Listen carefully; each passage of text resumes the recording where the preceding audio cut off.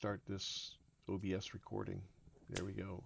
Before we get started, does anybody have any questions? Is the gentle fireplace crackle in the background? If you can hear Sirenscape's fire crackling, can you say yes, please? Yes? Or are you or if you cannot hear Sirenscape's fire crackling, you might want to log into Sirenscape. If you need a link, I can send you a link. It's pinned in the Discord channel. Into the Discord channel, and it should not have changed. Okay, Andy, give me a second. I just felt coffee drip on my leg. I gotta get some fucking napkins. Son of a bitch. What I'm gonna do while in your absence is move characters around and assign them to people. Yeah, I can hear you. I've got my headset on. Okay. I'm not gonna be able to do anything Yeah. of merit. No problem. Let me assign. Let me move PCs around here. Make sure that we have coverage. Grim. Let's see who's controlling Grim. Grim is not being called. Anybody want Grim?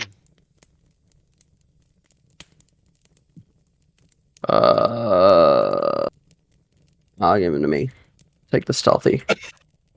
I'll take the stealth man. You'll take the stealth man. All right.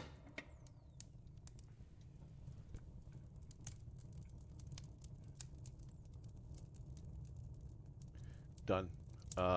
Anybody want Mateus? I give Mateus to Avian. I'd say Fabian, yeah. No, I'll give it to Avian. Avian, yeah. No, I'm gonna give him to Avian. What do I get? Mateus. The funny man. The wizard man. The funny magic man. I swear to God, I'm gonna make a coffee ooze for my players to fight. I like it. I need to do it here too. There. Keep the... Yep. Oh my! How did there? I didn't have that much coffee in the goddamn cup. How the hell did you finding it now? It's on the underside of my keyboard tray. But it's like half a cup of coffee. I had like a sip left. How did it multiply? Is that? Yeah, that's why you had Was that a coffee cup of holding? That's why you wish. That's why you had a sip left. The rest of it was under the keyboard. Oh my God! All right. Well, while you clean that, we'll give. Thanks. We need to give Silas to somebody. Silas has got a bunch of people controlling him. What's going on there? Silas is already in Daniel's hand. He's been passed around. Like a cheap $20 bill. All right. Well, he's not with us, right? No, Silas? No, Glenn is not here. No, I mean his character. You're right. Silas is technically not here. Let's go down that route. So I'm gonna take Daniel off of him. Disconnect that connection there. It will leave Silas out of the game. All right, gentlemen. You find yourself. Okay, if there are no questions, we can actually proceed. You find yourself sitting near a fire in a very cozy cubby on the second floor of the Regal Oak. A apparently very fine whiskey bar from all observations. A very comfortable place, and I guess we can switch to the map since we were in the map last time. So there we are. Also, Sirenscape for me. I have it loaded, but I don't hear anything. Yeah, nothing's playing. It is. It may just be really quiet. Let me crank it up. Crank it. Do you hear the fire? No. And crackling? Really? Turn your volume up. On Sirenscape. All the way up. You still can't. Can anybody hear? Nope. 9. Interesting. Mine's not even showing that anything's playing. Because usually you see the sound bars. Okay. Maybe you don't have it actually loaded into the session. No, it's playing. Can you redo the link? Yeah, or reshow the link? Yeah, I can check the link to see if it's still the same. Let's see.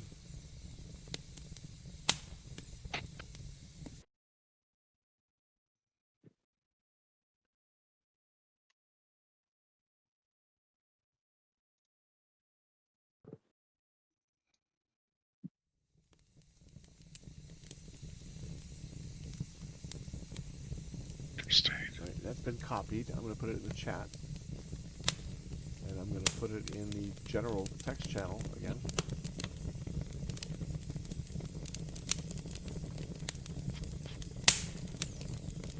Try that. Ooh, I like your Tron chapel. Oh, that's not my Tron Chapel. That's from Dungeon Dungeon Dungeon Alchemist. Alchemist. Yeah, I've linked our server to Dungeon Alchemist, so we get to see all the fun things that DA is producing. Now that I I leave it can for the hear. perp. Now you can hear it. Yeah. Yes. Good. I think you need to make a new link each time because the Maybe. link isn't the same. Okay. Oh, the links have worked repeatedly previously. I have not had success recently, but I don't know. Interesting. But now I feel all warm and not like I am sitting in a room that smells like the inside of a coffee cup. All right. So I'm going to okay. So I'm going to leave the master volume high at max, and then you guys can adjust your volume to suit. How's that? Love it. And that's sound effect and main audio, both ambient as well as sound effects are maxed on my server. Okay, getting back to where we were. We are on the second floor, and I believe we were all still there. And I need to move, I think, the players to the second floor. There. Can you see? Yes. Yeah. Yes. You're on the first floor, though. Am I? Yep. That's what I'm looking at. Yes, sorry. Oh, no, I don't want to do that. I really want to do that. Okay. There. Now you should be on the side.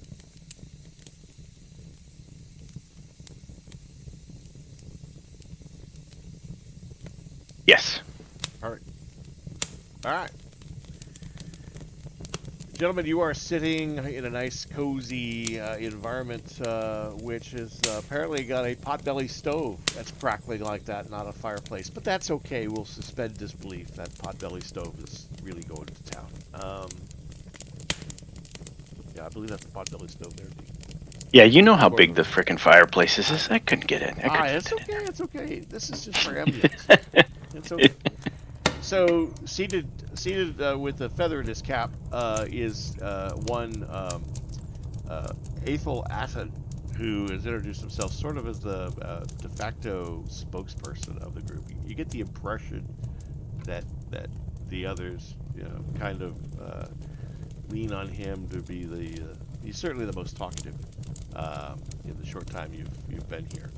With dreadlocks in his sort of mid-40s, or so he appears, he wears extremely fine clothes, and he's holding a goblet in his hand and kind of, or a cup in his hand. He's kind of swinging it around as he talks. Very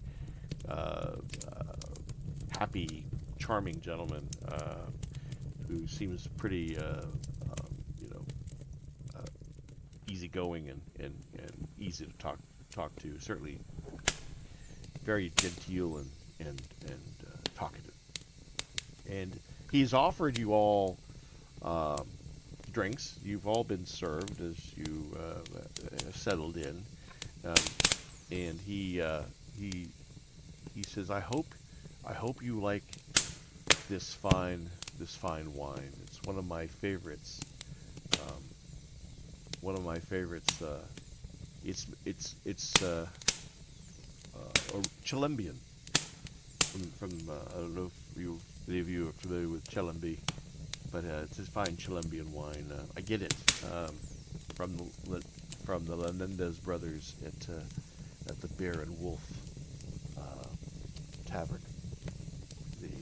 They they import many of these fine liqueurs from around Lithia, and I particularly like this Chilean wine. So I hope you enjoy. We do resell it here, as well as many other fine liqueurs from around Lithia and Harn. But gentlemen, we come again, and we'll repeat the introductions. He's with the three gentlemen here who are not members of the group. Uh, the one that probably stands out the most as being the most unusual, apart from Ethel's dress, would be Gavel Zeradov. Clearly who's a dwarf from Azadbir. Gavel is clutching a pipe, as you might expect. He's got sort of a soft cap on his head, a big full beard, and you can the smell of that tobacco punctuates the room. There's a bit of a haze in the room from that as well. He seems to have looks at you with one lazy eye, and smokes that pipe.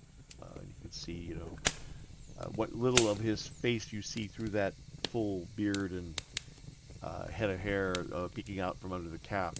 He has sort of dried, cracked lips. Clearly, he has a pipe in his lips quite a bit.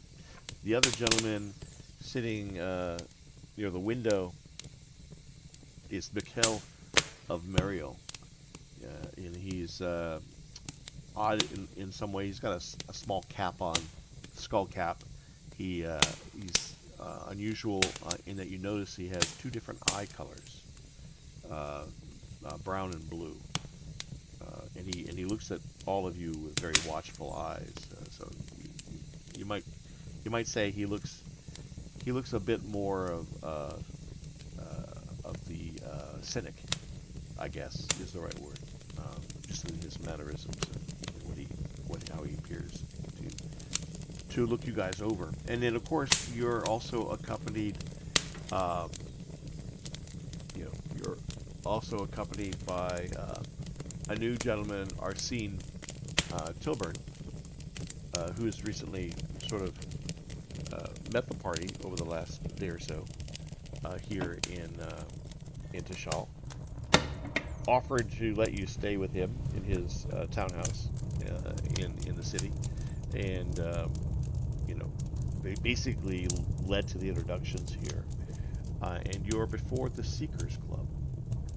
And where we left off as I'll reiterate, the Seekers Club appears to be a group of influential men who have sort of banded together and in their spare time, perhaps because they have a lot of it for whatever reason, but it's certainly in their spare time they enjoy fine libations, each other's company, and they like to tackle mysteries. They like to tackle puzzles. They like to take challenges that maybe others might consider too difficult, and see if they can't figure out the answers.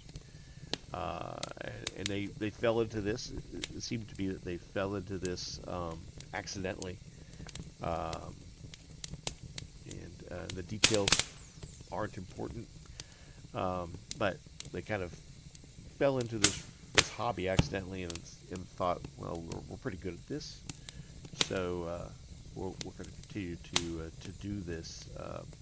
And they have certain rules that we'll make clear to you at the beginning, when you first met at the end of last session. They don't take money for their services. They're discreet. If they detect a crime has been committed, they will report it. They're not there to try and hide criminal activity if it occurs. And they don't look like men that can be bought. Can they be threatened? Who knows? But it seems clear that their intentions are sincere from what they're saying, and you have nothing to suggest otherwise at the moment. so they've offered. I guess we're in a place where you guys were about to sort of tell your story.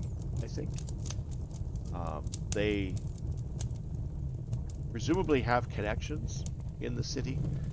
They presumably have resources that may or may not that may be able to help. And this is just an opportunity to reset and for the group to figure out where you're at and what you want to do next. So I'm going to kind of turn it over to you guys and Arsene. But I have, and I know you have notes. Some of you have more notes than others. There's a bunch of stuff out of World Anvil. I unfortunately haven't had I have done some prep for this session, but I haven't spent that time writing a bunch of new articles, unfortunately. But I have all the old storyline that we've played through over the last couple of years. I have that in front of me, so I will fill in the gaps where your notes lack. Let's put it that way.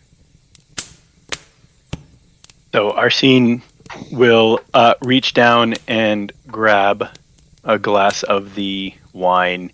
He'll, spin it around for a second, take a sip, and go, The 07 is a very good vintage, but the 05 is a little bit better, I would say. But quite good nonetheless. Yeah, indeed, says Ethel. Clan Lenendez does a very fine wine. They have many acres in Chilimbi, and the brothers Lenendez have both have imported this fine wine and many others like it from their homeland, but they also do a fairly brisk business in making very unique beers in Toshal. It is said that I'm quite good friends with Bjorn, and Bjorn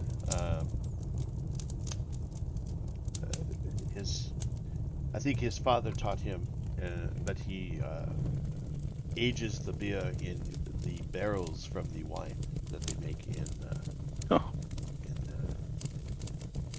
Chilimbi. So he imports the used barrels and from his family's lands, from his family's Waste wineries. not, want not. Indeed, and he Very good. brews the beer here in Toshal. It's one of the largest beer breweries in the city, and he is very popular. It's a very sweet beer, almost fruity beer.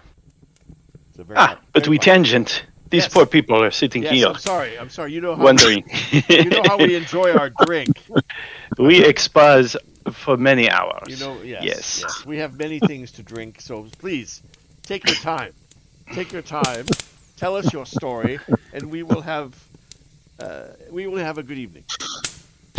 And then Arsene will turn to, the group, and he'll go, please understand, these men are very discreet. So please feel free to share as much as you can. Remember, there is a mystery here. There is something going on that clearly you have not discovered the root causes. Thus, there is something that needs to be kind of pried from this mystery. So please, be forthcoming and share, and we can let the seekers see if they can guide us to either answers or where we may find answers.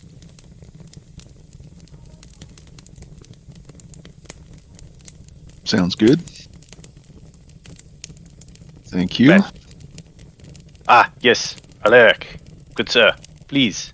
Yes. Appreciate the. Did we do introduction? Did we actually do introductions last time? I think we did. Okay. Because we left it at Athel wanting us to do something for him. Yes, Athel said that he believed that they would hope that they could be of help, they're certainly happy to listen to what to the story. They understand that there's been a lot of adventure in their recent past. Obviously, the three of them seem to know through the grapevine, presumably, unless you told them, which you may very well have. I'm sure you've had a conversation with them beforehand, before this meeting, Arsene, in that they Yes, probably but I've only shared what's been shared with our right, scene, which was correct. not But you the knew the whole. but you knew, for example, that this party of men escorted your father's remains Yes. home. And it And was there when he was assassinated. correct. Anything that was told to our scene has been told to these guys. You can assume I think you can assume that Arsene would now have been briefed on everything that Umfrey and Sir Derek would be able to report since they met this group, right? So basically, Yep. from Burson. Okay. Peace, Alec. Yes. Well, we appreciate the opportunity to work with and speak with you to help solve the mystery, as you say, that we've been going on for a number of weeks, Well, months, something. yes.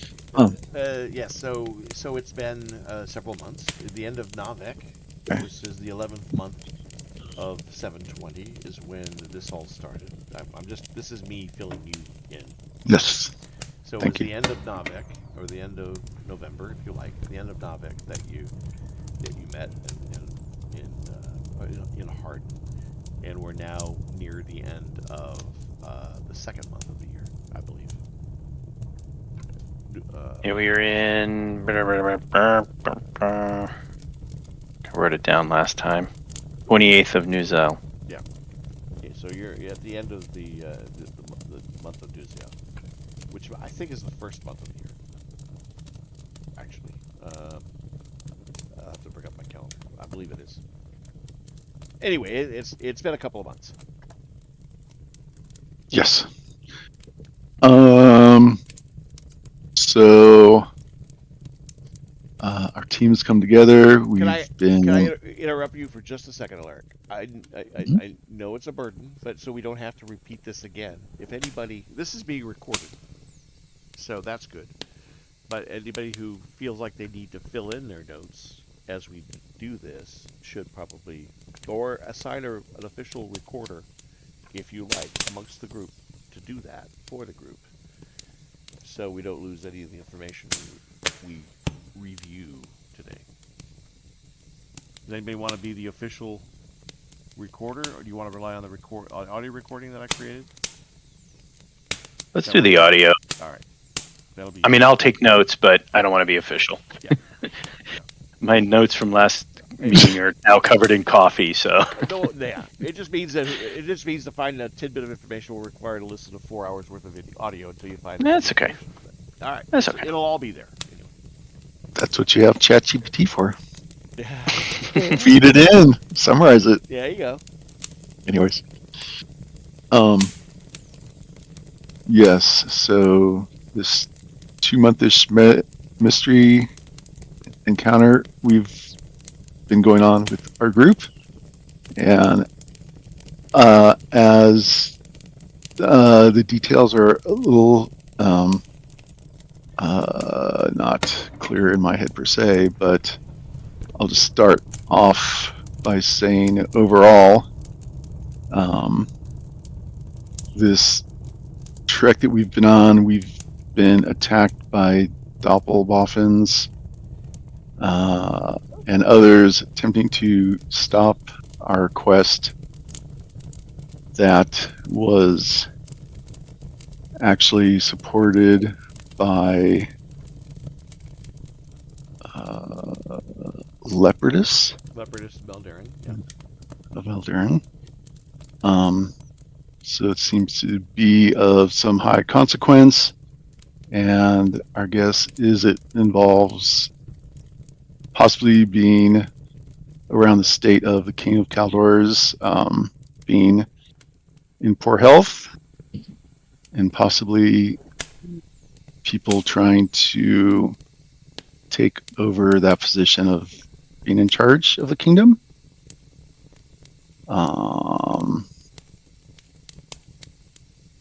And which might have to do with the assassination of Scene's father, Roger. So that's an overall brief. Maybe Mateus has more detailed descriptions. Yes, that was quite the highlights.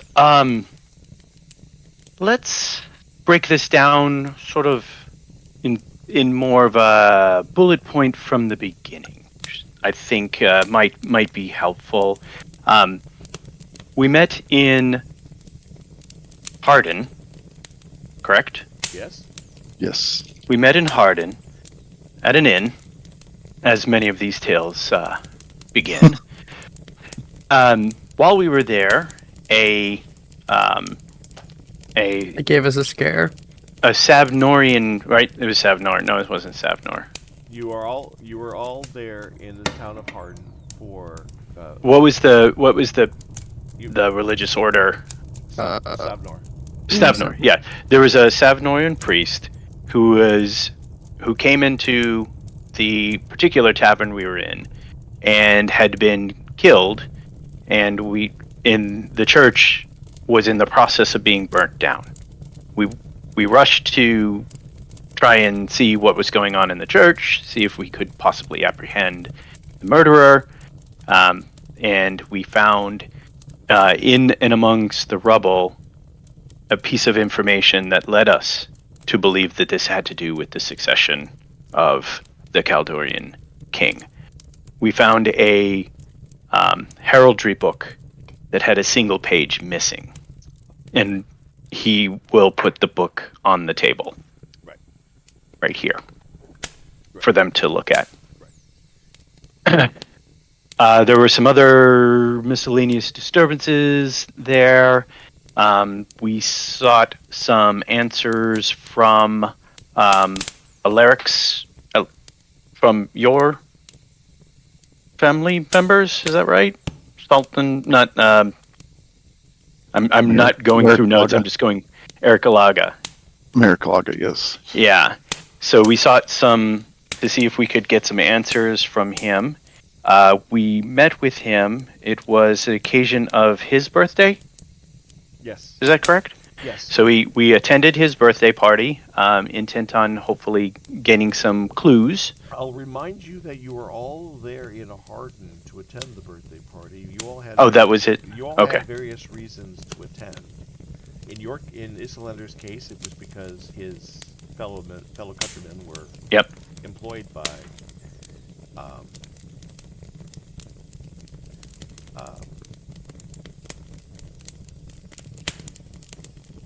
Sir Salin. Yeah, he was employed by Sir Salin. Salin. In Alaric's case, he was the local sheriff. So Alaric, you were there because your father and Sir Sala were friends, and Sir Salin was a civic servant of the town. So you were there to represent your family. You all had reasons for being there. Right. At the birthday party, because you were all in Harden for the birthday party in the first place. You just did. So Mateus will say that each of us had various reasons to attend this party of Salamparta. While we were attending this party, there was an assassination or assassination attempt, if you would, on Salin that missed its target, and as we were trying to confront the assailants of this, we found out they were Doppelboffins. That was when we first ran into these shape-shifting demoness creatures, horrible creatures. At this point, Grim has been very quiet, and he speaks up and he says, "Do we really know for sure that it was Sir Salin who was the target? I mean, we had we had investigated the fire the night before.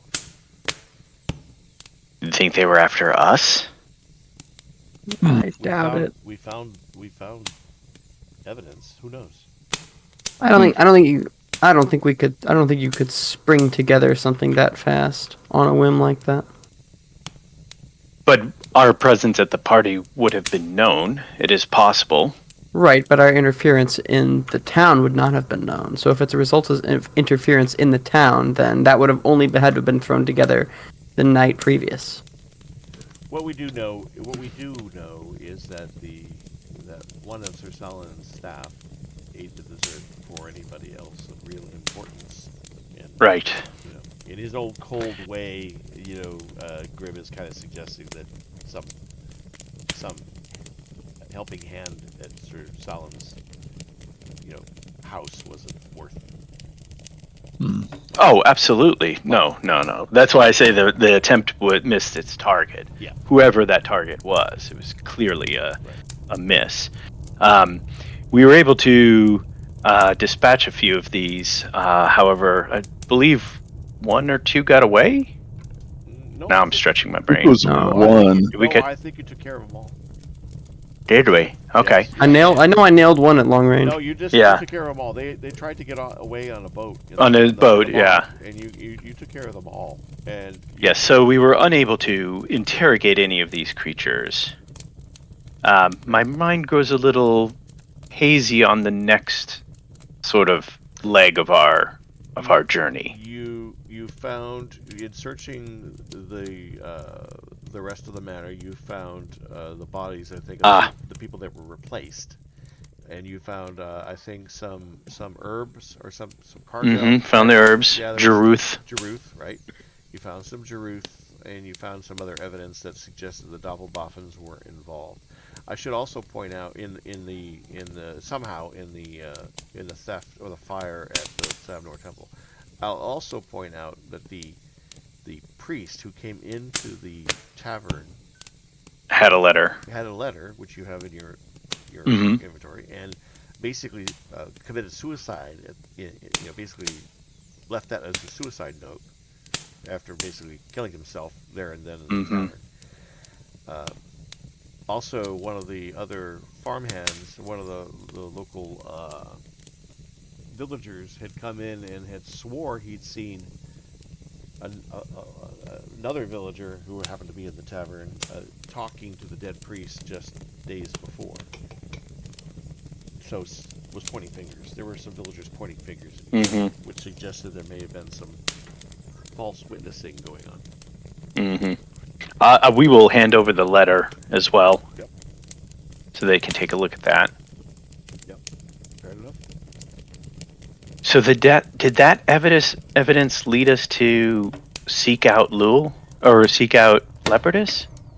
Yeah, well, I think we were trying to find the page, and that's what led us to the tower. Was it the unicorn? The tower of the unicorn? Tower of the Unicorn. you got right. So you got to back up a little bit, right? You got to back up a little bit in that. Okay, so that following morning, when you were trying to figure out what all this meant, you didn't realize that Sir Alaga, Alaric's dad, was sitting there in disguise, and revealed himself to say, Oh, okay, yeah. You guys seem to know what you're doing. Thank you for coming to the aid as quickly as you did. You obviously were all friends of Sir Saladin as well. So, and of course, Alaric, his son, is there with you. So he basically said, "Come see me, and maybe I can help steer you in the right direction." Right.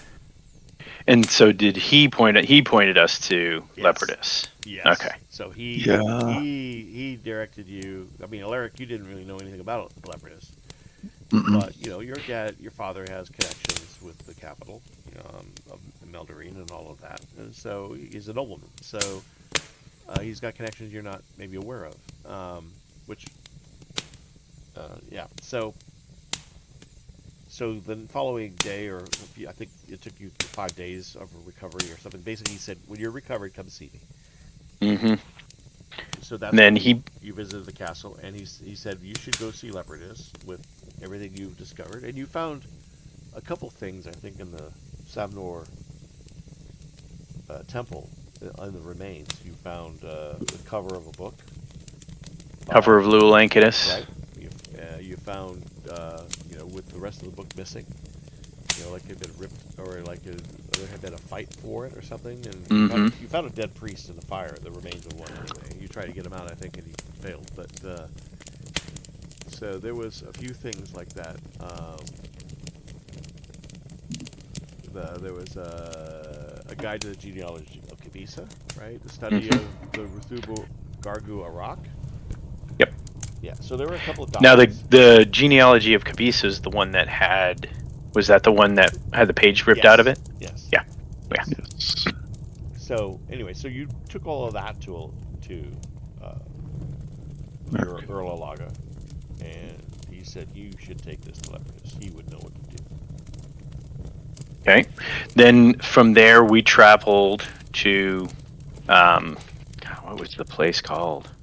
Well, from there you traveled across country to Ramir. You crossed the river at Ramir, Right. where you dealt with. You didn't realize until later that Ofliger had gone missing during the whole fight with the Doppelboffins, because As he's wont to do.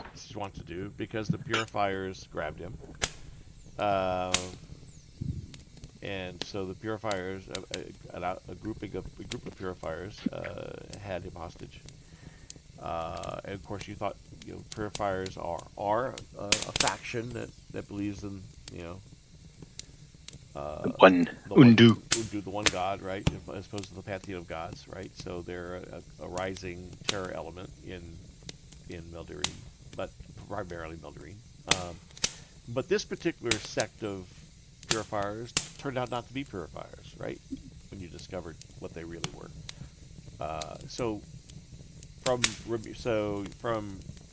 through Choshu to Ramir to a couple of villages that had been clearly sacked by somebody. Sacked by bandits with purifier clothing. Yep. There we go. Yep. Led you to the Bujak to meet up with the Bujak. And to encounter a silver mine that needed cleansing. Yes. Then we got and met Leopardus. Correct. Then you met Leopardus. Then you made your way to Telemar, right? An Earthmaster site. Telemar, thank you. Yeah, you made your way to Telemar, an Earthmaster site. Yeah. And then Leopardus pointed us to the Unicorn Tower, I believe. Yeah. A Tower of the Unicorn.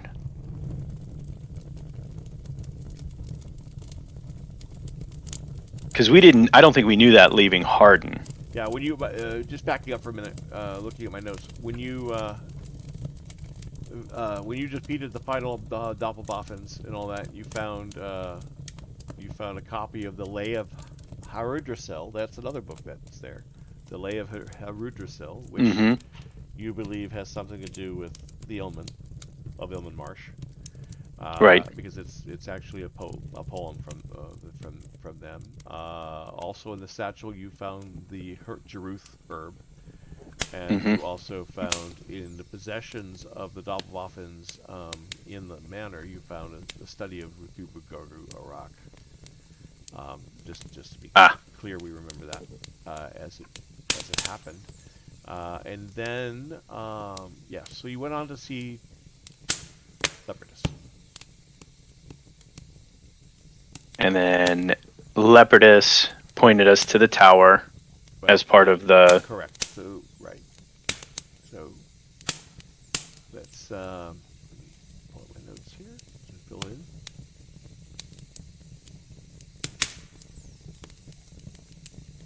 And again, we're handing over all of these little bits and bobs. The Lay of Harudrasil, Right. So all of it. Okay, a couple things to note. You were handed...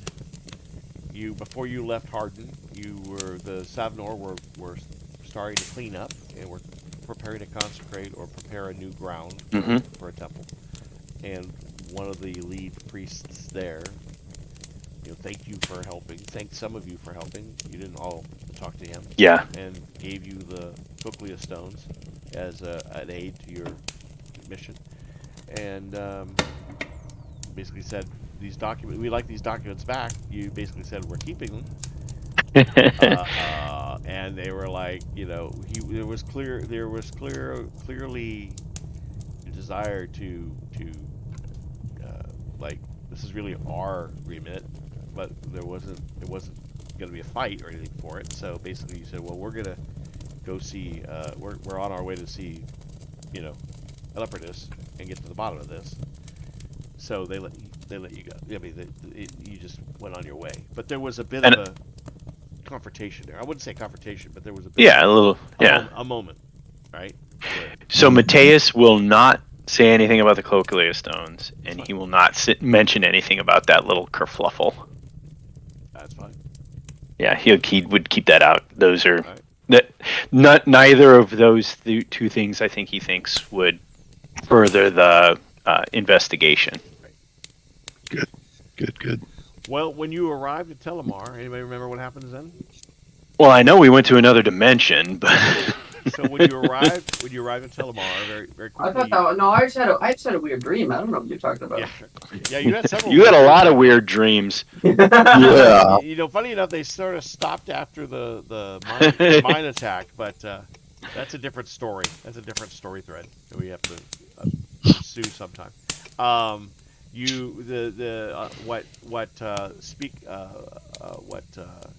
Bujak hosts, what your Bujak hosts pointed out, what was clearly different was there was an encampment of Black Guard at Telemar. So there was an army camp there, and you came to see Leopardus, and you were taken down to the first level of the structure, where you met. Yeah, with he was Leopardus. there with Leopardus. There was a female assistant, Lelea of Lorenzen, and then there was another gentleman. Obirus of Uyuld, who is actually Leopardus' brother. Ah. And when you walked in, they were arguing about something. Ah. And Obirus introduced himself as the Harnic primate of Savnor and a member of the Council of 11. Now, many of you, I don't know that you, I mean, Alaric, you're the only one who would really know what the Council of 11 is. The Council of 11 is a powerful wizards' Council of 11 individuals who sort of are the power behind the throne in Meldarine. I mean, they don't rule. The king of Meldarine rules Meldarine, but the Council of 11 is an advisory council. It's also sort of a arcane enforcement council. Grim, there were probably, Alaric, you would know that there were probably some rumors that when Thay was first attacked, which is a part of Grimm's backstory, when the city of Thay, coastal city of Thay, was attacked by Orbeles the first time, it was bad. It was a sacking of Thay. The second attempt that the Orbeles tried with a bigger force was grounded in a storm of mysterious origin. And some say the Council of 11 was responsible for the storm that basically destroyed the second attack by the Orbeles. And they haven't been back. But that's who the Council of 11 was. So Obirus was supposedly on that council. And they were arguing, and it was clear that by the way, Athinder of Thay, who had given you the Cochlea stones, was here too.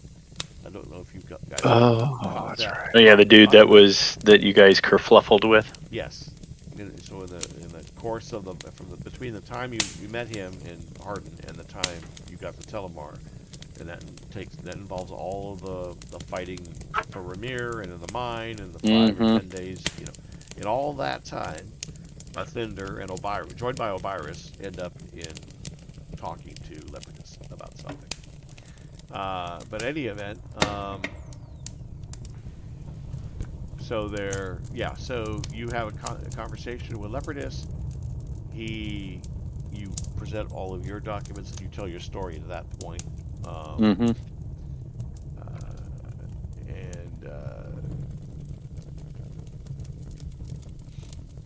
basically he says, well, the tower. We found out a little bit more about Well, the book. yeah, he had done his own studies. Leopardus had his own notes about Lulangadus and the Tomb of the Dragid, and what it was and its history and all of that, and all this time Matthias has been studying those notes because Leopardus gave him what he thought would be useful,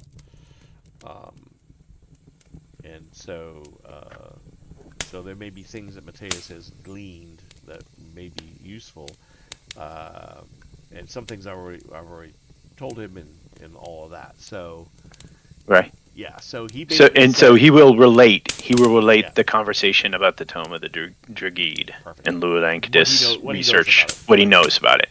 Now, I don't know what additional stuff, but he would certainly feel free to say anything that happened at Telemar. Right. So he'll tell him anything about that. If he's done some subsequent research, unless there's something you think is absolutely germane to this, he would just, it's none of their business. It's his research. Mm-hmm. So then we went from Telemar To Burzin, to Burzin, right? To the Tower of the Holy Oak, I think, or whatever the Unicorn. Tower of the Unicorn. Thank you. The Holy Oak is somewhere else.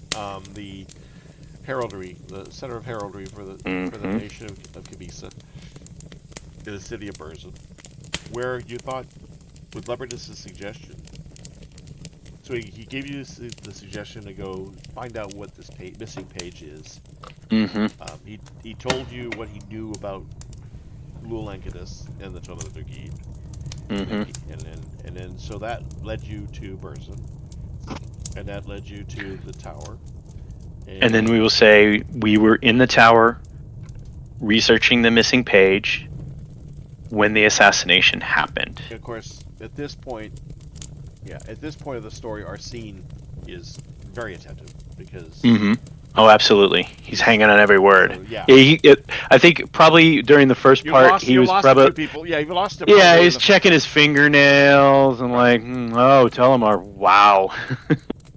Oh, you have some neat sights. Oh, wow. But then, yes, now he's definitely eyes on and paying attention. So Matthias will kind of sit back and go, at this point, gentlemen, I feel it to be very important to be as discreet as we can be, because the information we have at this juncture could be quite incendiary. Now, I know you gentlemen are not allowed to break any laws, and we did not break any laws getting this information. This information was paid for as part of the services, and the Savnoyan officials knew what we were doing. So we need to make sure that what we're about to tell you does not percolate too far, as it could put it has put us in danger and could put you in danger as well. This is Arsene talking? This is Matthias talking to Matthias. Ethel, Gotcha. Michael, and Gavel. Gotcha. Thanks. Ethel, what say you? I understand that the some of the subject matter might be discreet. If there is some crime afoot, obviously there was a crime afoot. The attack on a temple is considered a crime almost anywhere you might imagine, except perhaps Retham or Tharda. But no, I mean, clearly crimes have been committed. Matthias kind of goes, well, I'm from that part of the world. That's why he's just chuckling. Yeah. I just want to reassure you that our hand in this has been investigatory. and not participatory. I understand. I understand. So he will reach into his pouch and say, prior to the assassination, we were provided this as the missing page from the genealogy book. And he will put it on the table, or actually he'll hand it to Mikkel, Right. since he's the closest to him. Right. Okay. This is the page Dame Errol The Caffin's Dame register- Errol reg- Caffin. Right. So Yes. he unfolds or presents the register of the document you received from the Tower of the Unicorn after you requested assistance there. And everybody could read that. I could read it for you if you wish, but it's right there in your journals. And now So this is Dame Erla Caffin's yeah, so lineage, this is right? really the first time. I think this is the first time that Dame Caffin's name comes up. Yes. That's why I had so much Mm. circumstance and ceremony around it. You're right. Yeah. So this looking. So what had happened was the Tower of the Unicorn, the Herald of the Tower of the Unicorn that you first contacted, did do the research to figure out what the page meant that was missing from the original documents, because of course they had the original books, and really what it determined was that Brian Caffin and her sister, his sister Erla Caffin, are descended through many generations, given the difference between 679 and 682, their birth dates, and the year 280 BT. That's before Tuzan. Tuzan is the BT is 250 years before the founding of the nation of Meldarine. So the calendar marked as the Tuzan reckoning is basically the date that Meldarine became, formed a kingdom, if you will, unified kingdom. The calendar starts there. Anything before that's BT, before Tuzan. And I guess Tuzan was the one that created the calendar, if I recall, or he was the first king, but I think it was the first one, astrologer or something, that created the calendar. But in any event, so this establishes, or is proof, that there's a direct bloodline. Now, this is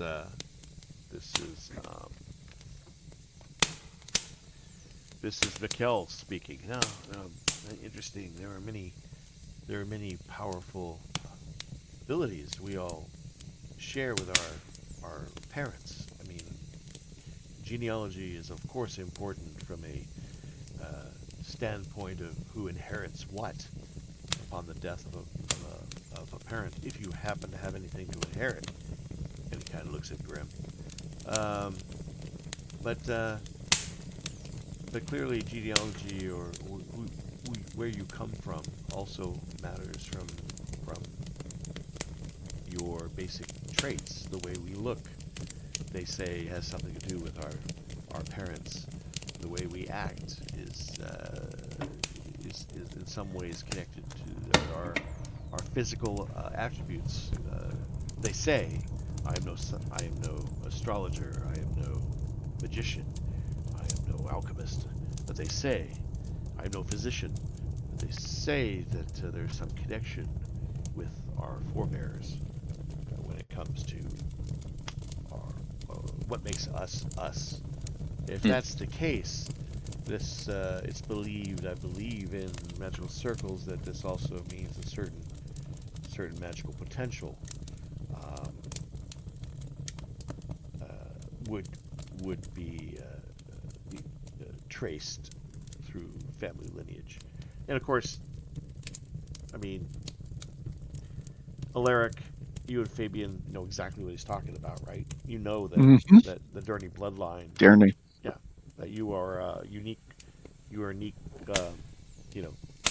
subrace of humanity, a derivative of humanity that that enjoys certain benefits that not all humans enjoy. Now, I mean, there are probably physicians who would argue, or arcanists who would argue that, or priests who would argue that everybody has journey potential and it's just latent or invisible or can't, so others would say no, there's a distinct difference between these two races, right? And you can't, you're either born one way or you're born the other. So there's dividing, there's polarization in there as well. But um, your upbringing, Alaric, and to some extent Fabian yours, although your dirtiness didn't play a major part of your growing up. You had other things and skills and responsibilities. But the Alaric, you would have been trained as an old son. You would have been trained properly to the level you're at, and you would know that a purebred dirty. Dirties and humans can intermingle. They can produce offspring. So and a half dirty is just not as powerful. Potentially, it could be with enough training, but so in any event, yeah. Now, if if there's some potential here, some innate ability, and Mikkel seems to know something about. He seems each of these three gentlemen seems to have some interests, are focused in their interests and knowledge. I mean, Mikkel seems to sort of know something about the mystics a little more.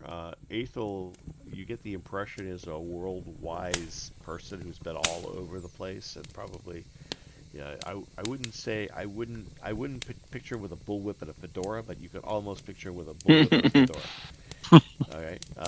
He's now older and probably not as agile as he once was in that respect, but He's hiding in ice boxes now. Yeah. And our friend Gavel is he probably knows more about history a bit, and maybe other things. In fact, as you guys are discussing that he says, so I find it interesting. You mentioned I think at one point this document, the Lay of Haridrisal. What is this about? This is I believe an Ilman. Where do the Ilman play a part here? So it is our understanding, and this is above table. Didn't we make some connection? Wasn't Haruk part of this? Like, wasn't he the one that made the book? I lost all of that when I lost my notes, but if I remember correctly, the Lul Ankitas story, there was something to do with the book, and wasn't Haruk in there, and that's how we connected that he might be descended all the way back to him? So I'm sorry if I'm confusing that. Nope, that's fine. The Lul Ankitas was a Lul Ankitas. Let me close this.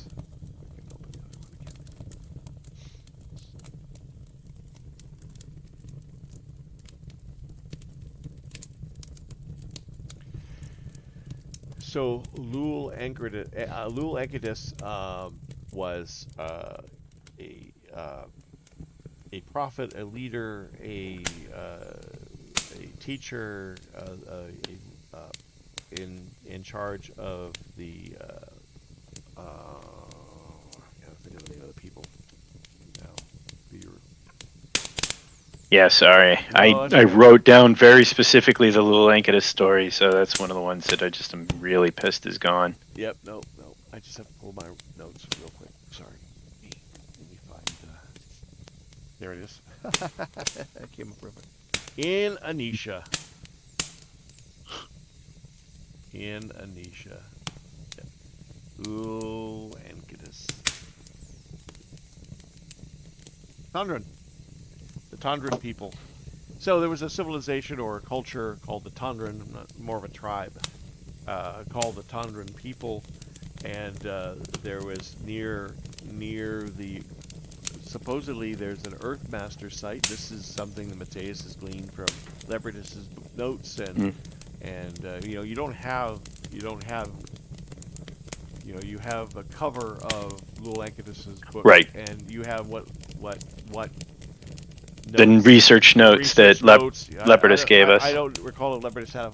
I don't think Leopardus had. I don't remember Leopardus having a complete copy of that book, but he did have. He did know something about it. Relate that to you, and so you Sure. know some stuff about it, but you don't actually have obviously that book. Or did he write it? Wait. Actually, I don't think. no, he did. No, he did. Lul Ankudis wrote the. Leopardus wrote the book. Look at the cover. Yeah. The So he Luang. would have had a Yeah. copy of the manuscript. So he would have given you a copy if you found the cover ripped out, or if you that's the other reason you probably. I mean, it made sense when the cover of the book says Leopardus of Eldurid wrote this. Yeah. And then, To find him was like, and duh. then Alaric's dad was like, yeah, you should go see him. He's pretty wise, and he's available, or he should be anyway. So.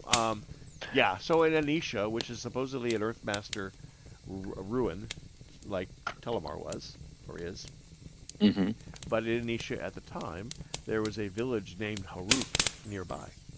I see. Right? And the Tondran people were the people living in the area, primarily in the village called Haruk. And long story short, there was a civil war or a revolt, and Right.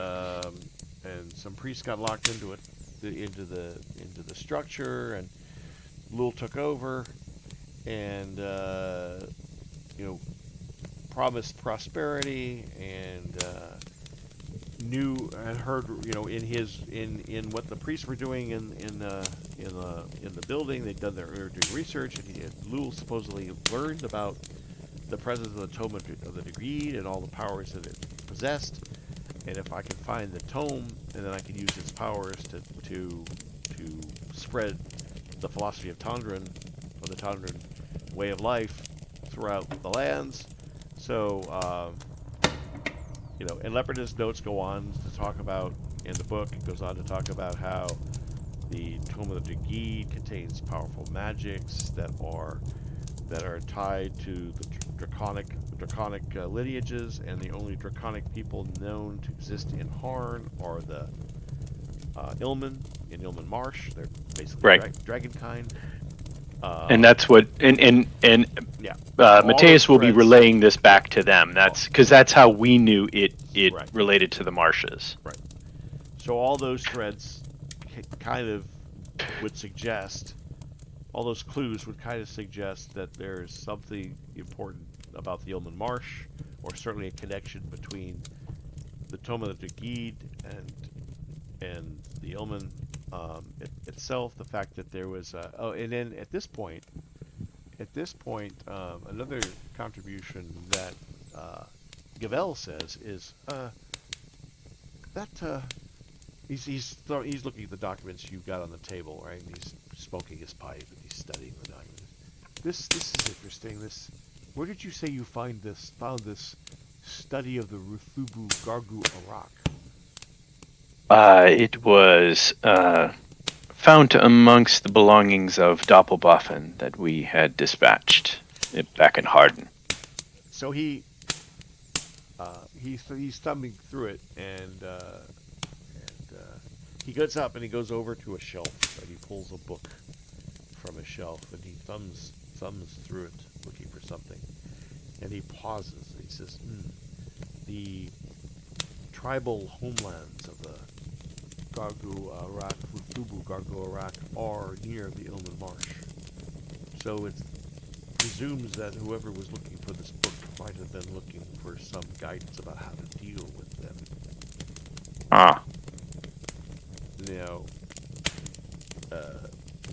at this point in your story, you've kind of gotten as far as the tower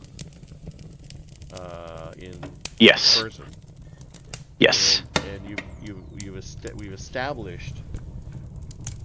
established a sort of a connection between Erla Caffin, the king's, the king's mistress, and Yes. um, holder of the Privy Seal, and Lulekidus, or at least the Tundran people. Yes. Mm-hmm. So that raises eyebrows. Certainly raises eyebrows on Mikkel, because he sees, well, there's perhaps and at this point Oh, who's Athel, that? Athel turns. Is that Mike? Someone just connected. Yeah. Mateus just jumped in. The Oh, real that's- Mateus. It is Hey, the real Mateus. Mateus. Mateus. The real Hey. Mateus has arrived. Excellent. It's about time. Well, the I'm real tired of Mateus, carrying your please water, stand Mateus. up. The Hello, real water Mateus. bottle is fresh. Yeah. So, yeah, no more faux Mateus. The real thing has The arrived. real thing has arrived. Yeah, I'm gonna remove. Yay. I'm gonna remove the full Mateus out of here. Get Yeah. out of here. Beyond Mateus. There you go. Excellent. So, All right. welcome to the party. Thank you. Yes, you you find yourself miraculously in this regal oak, Deep in thought, deep in story. deep in telling Yeah. a story. So I recall being in this room.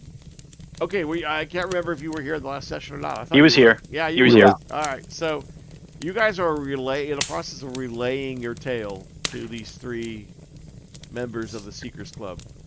Yes. Uh, Right, the Speakers Club. And The Gentleman's Club for Adventuring, I Yes, guess. yes. And Mateus, of course, was handed Leopardus's notes and whatever Leopardus had about his famed book about Lulankidus. Yes. And Mateus has obviously been studying that from time to time, I suppose, in his off hours. Yeah. But yeah, I mean, I would say you've started to fill in some pieces, but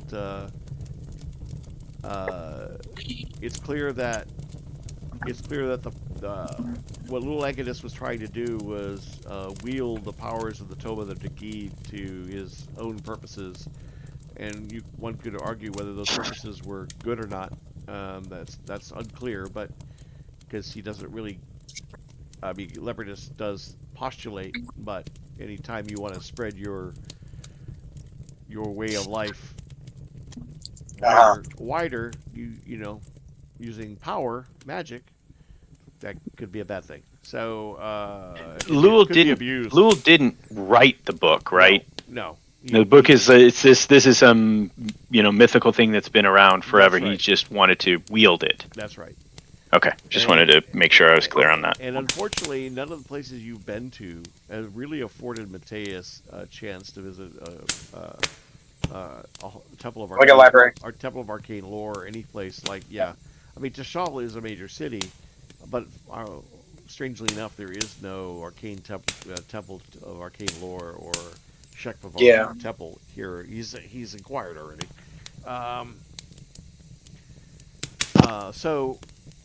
So the Seekers are here to try and help if they can, or make suggestions at least. And you've gotten as far as the assassination of Sir Roger, and the discovery that Dame Marilla Caffin, is directly descended from people from Anisha, those people that lived the Tondran Way. So now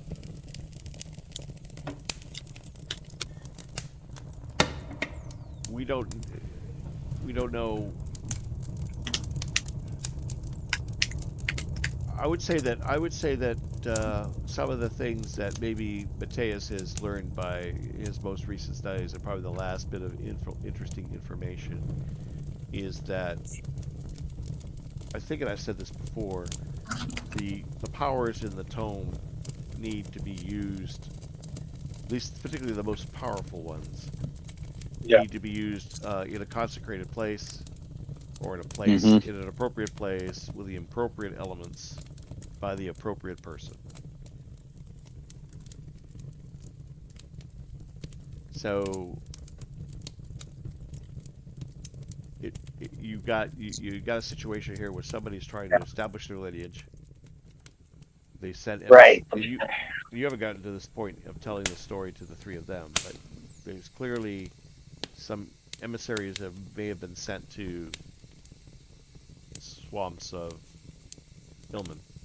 Yes, I was going to say that Mateus in his bipolar moment was going to tell them just an aside, saying that jump ahead. Sorry, I'm just going to grab it one last second while we do the transfer. That's fine. That we know that Erlikafen's brother was sent or was seen with a large or with a body of men going to the marsh. Yeah.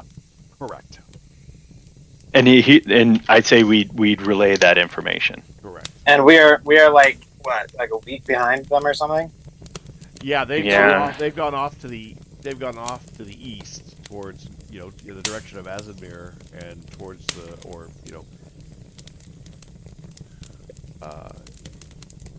they're off to the east. I don't know. They're seeking out sort of like a draconic people, right? In there? The Like Omen, draconic the Omen are draconic people, and Yeah, well, and they also possess of magics that would. and one of the reasons that you've allowed, besides potentially Mateus's interest, one of the reasons you've allowed,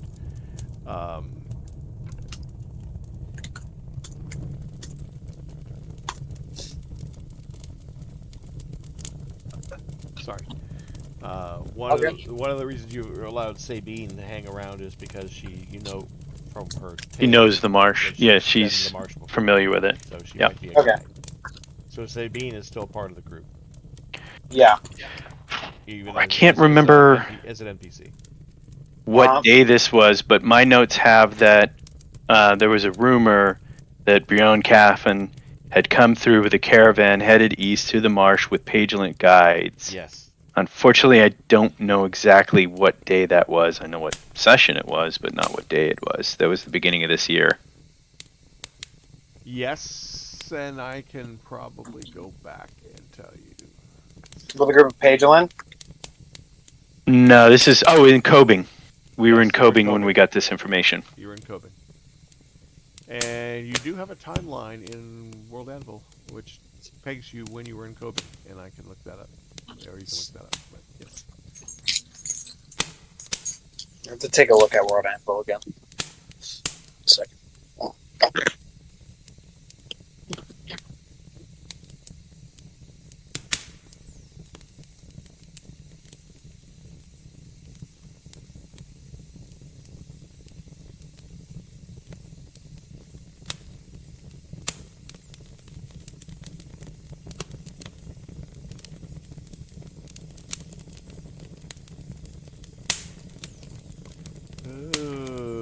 Timelines. There we are. Timelines. Conundrum. You were in Cobing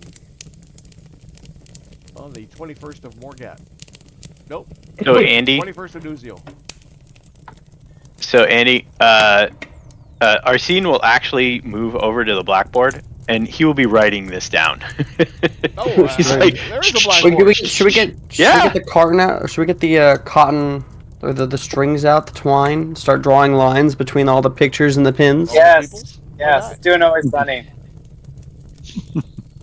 Hey, if you Oh, need something to okay. do with that twine in your adventuring pack, have at it. That's what it's for. Yeah, so Arsene will be kind of jotting this down just so that the Here you go. seekers can. Jot away.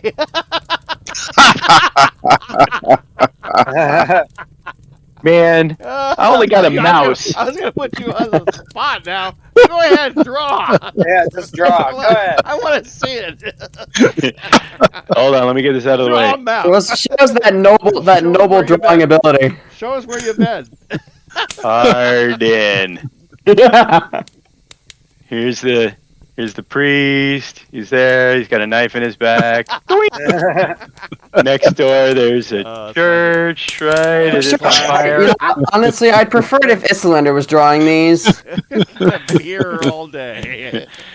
Then we saw a Doppelboffen.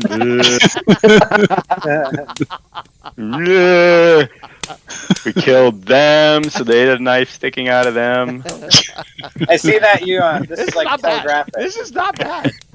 It's not bad.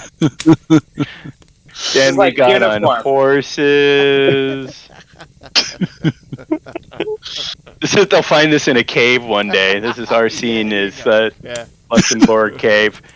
Then we went places. Don't forget the grain cart. You better draw the grain cart. Oh, It's yeah. right there. Here it is. Beep, beep, beep, beep, beep. Oh no. Well, remember we got Islander's sketch in your scrap. Yeah, Islander's sketch. Sketch is in there. You would see that Islander has tried several times to work up the courage to put it on the counter with the other really important documents, but he's looked at it, and have gone over to the table, stopped, put it back in his pocket. Nice. All right, I love it. Oh god. Okay, cool. All right. All right. Back you go. Whoops, wrong one. There you go. Oh, that's fun. All right. Very fun. Okay, so we were talking about the tribal homeland of the Gargoon. Yeah. Is in Ilman. Yeah. Maybe somebody's trying to figure them out to help get guides to get them through there. Or Gavel says maybe just to steer clear of them or know how to deal with them, or somebody who clearly wanted to study up. Know the environment they were about to go into. Right.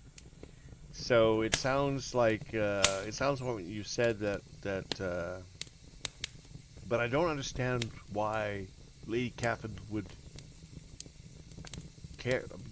be behind all of this. I'm not doubting you, and I understand the political sensitivities of this, but what would Lady Catherine have to gain? She's the consort of the king. Our scene will turn to him. I think this is the obstacle that has been insurmountable to this point. Why? None of them here would even understand these politics enough to know why. What would she gain from this? What would someone gain tearing this out? Did they want to take it so that they could prove it later?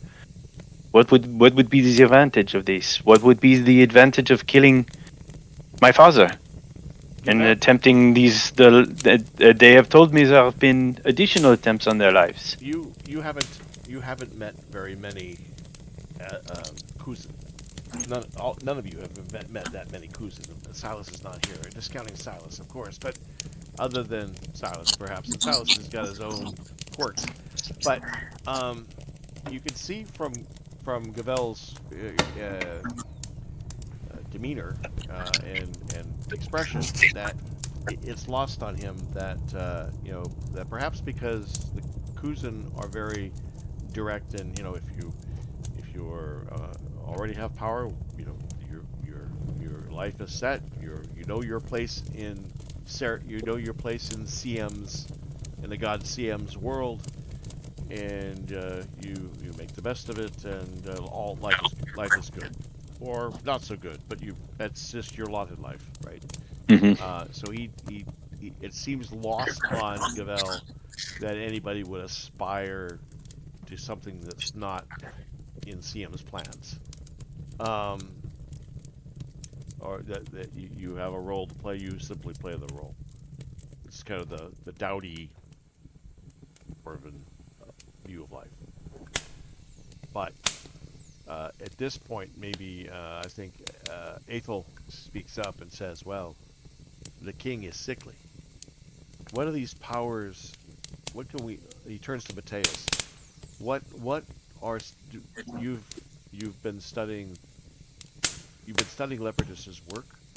What what are the powers in this tome capable of doing? Well, that's the question.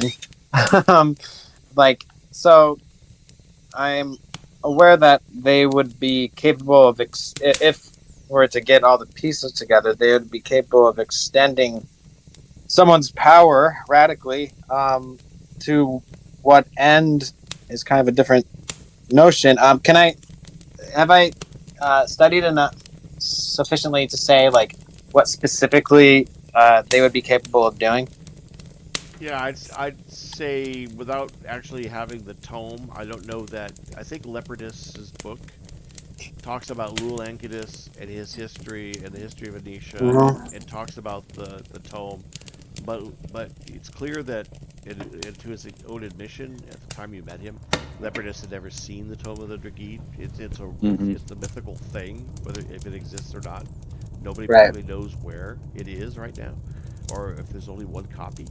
So so he didn't know, and therefore you don't know all the powers. But from what Leopardus, related his work from what he learned doing his research and from the histories, it seemed that the Tome of the Dragid contained magic of such power as to restore life or prolong life, uh, but taught but the but there's a potential at a potential cost, and So the it's costs are almost unknown. almost akin to like lichdom. Right. The costs are unknown, but they're not. But they're the sense is they're not good. Sure. Now, Obirus, who you met Leopardus' brother, and you joined us after we had this discussion. So when you went to Telemar and you met Leopardus, his brother, the prelate of the Savnor faith, was there with a small black army contingent. The black army being the militant order of the Savnor. The Savnor protect knowledge. They worship knowledge. They protect the wrong knowledge from falling into the wrong hands. So they kind of control access to knowledge. Yeah. And Obirus was very insistent that you guys carry on. Could you Wherever spell that this for me? His name? Obirus, Obiris, Obirus. Thank you. Yep. Um,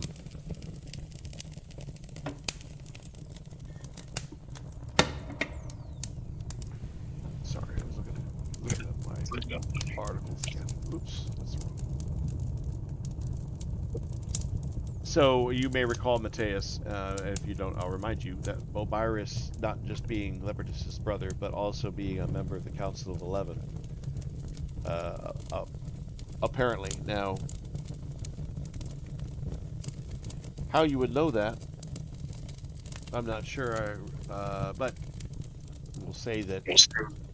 Oh, I think we'll say that you may recall when you were there, you all went to another dimension, Mm-hmm. right? And Leopardus's assistant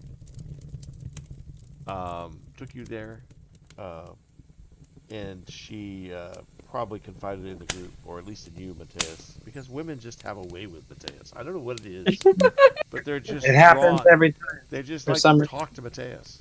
Yeah, especially when I'm not there.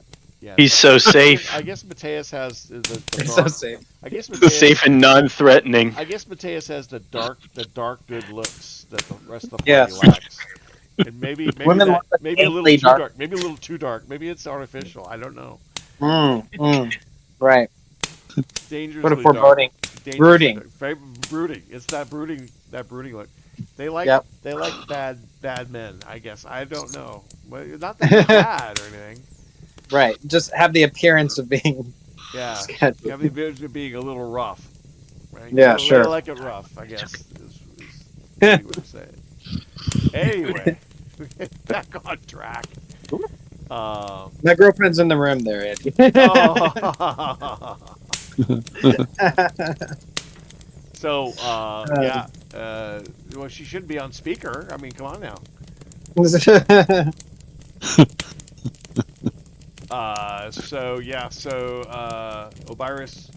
Obyris of Ewald. If you're really wanting to write that down, it's U-E-L-D, Obyris of Ewald. But, yeah, so your, Lileia, who is, Leopardus's assistant, took you on that adventure, you may recall, but Lileia also confided in you that she knows that Obyris, the two brothers did get along, so, you know, and Obyris is a member of the Council of 11. I'm gonna assume that you guys have not keeping these kinds of secrets from each other, that at some point, Nope. Mateus, you reveal that to the rest of the party about Yep. what you heard about Obyris, and Alaric, you said, "Oh, I know who the Council of 11 is," and explained that they're a Council of 11 men and women who advise the King of Meldarine and are pretty powerful arcanists. So they're kind of the arm behind the throne, so to speak. Now, would they have connections to the Shek Bavar as well? Oh, sure. They wouldn't necessarily. I'm sure they're all formal members of the Shek Bavar. It's not to say that there aren't. Not to say that some of them are. They all have good intentions. I mean, there's 11. Some of them may have altruistic. Most of them probably have altruistic intentions. Some of them, one or two of them, may have questionable intentions. But they're because they're individuals, but they're a council. Yeah. Gotcha. In any event. Anywho, where were we? The powers in the book. Now, Obyris was very concerned about when he heard this whole story, and you had these conversations with him in Leopardus. He made it clear that I don't know. You couldn't really tell that he didn't reveal whether he'd ever seen or even knew about the existence of the Tome of the Dragid. But he made it sound like there could be. Leopardus and him both made it sound like Harn doesn't want these powers unleashed. Let's put it that way. Which is kind of what's. I mean, now here's the conundrum. Uh oh. Here it comes. If you haven't seen it, here's the conundrum. Do you use it to save the life of the king and prevent the inevitable civil war that will rip Caldor apart? Or you turn the entire country into zombies? Or you deal with the consequences, and we don't know what the consequences are. Now, right, and possibly somebody got their hands on the tome. Maybe you can learn those consequences, but. And it's possible that the person who's doing this may not know the consequences either, or care. And as the group is kind of saying these things out loud, Eighthel points out, and a civil war at Tashal means that Meldarine sees its opportunity to seize Kybisa because because Caldor and Meldarine have argued over the ownership of Kybisa and both claimed its throne for centuries. So that's a lot of politics. All Loranian doo-doo could hit the fan here. So that's a lot of politics for my little forest man ranger brain. There you go. So it could destabilize the region. As you're sitting there picking your teeth with a feather off one of your arrows. Yeah. So we are talking about possibly a larger destabilization than just this kingdom. Indeed. So the stakes couldn't be higher, which is what I guess. And this is Mikkel speaking now. Mikkel says, "I guess this is why you're still here, because you clearly are gentlemen of bravery and responsibility, and see that you are in the best place to make the decision, or at least have a hand in making the decision." Well, in Alaric would be caught up in whatever destabilization happened, and I do not know of the other individuals here, but I imagine it would be affect them indirectly, but still affected Yeah, nonetheless. each of you, Islander couldn't care less about destabilization, right? I mean, other than the Nah, fact I that mean, other than the what fact he that would be worried he's about. starting to become friends with some of the guards of the cow. He's become Well, become a mutual respect. and when the shit hits the fan, the low rungs of society, like foreigners, tend not to do too well. Right. So, and I'm sure Drigo might be feeling the same kind of angst. Right. It's Totally. At this point, Drigo, I mean, Drigo, I guess, Eric, I don't know, but you questioned, is Drigo pining more and more for a home and the solace of an island life, or is he, is there a, a chivalric side of him that's saying, I'm in this to the end, because anything that affects. Now, maybe, if we're talking catastrophes here that could affect Chimac, maybe you don't want the magic used for that reason, and could care less what happens on the mainland. That is honestly probably what Drigo might be thinking. But Eric, True, yeah, you know what I'm saying? I agree. Yeah, absolutely. I 100% agree with Because that. of all the lands, I mean, Mateus, your lands have their own problems. But each of you has to decide. Each of you has to decide what your character cares about when it comes to the bigger world, right? You obviously care about your own, presumably your own safety and health and all of that, being in the world. But beyond that, do you care about, did Mateus come east because he really has no interest in or cares about his homeland, or does he care about his homeland? Same for the rest of you. In any event, so we got as far as we've kind of made it to cobing at this point, right? Cobing, and then, well, I'm no longer Mateus's voice, so. And Islander's like, I think we traveled, and then we came up, and there was fights and stuff. We pissed He off took the no notes. We pissed off somebody pissed We off pissed the off a Pagelin. I want a bunch Somebody. of fights and a ass kicked. Then we went after. I'm not gonna say who. Then we tried to rescue Ofliger. And by the way, we have this charm bracelet. Nah, we're not sharing that. I don't think Anyway. we're sharing that. Yeah. Anyway, so. But I do think that it would make sense for us to tell the rest of the story up and the other attempts, so that they get the full picture of that it wasn't just we had some adventures, but there were also some sort of storyline related incidents too. Right.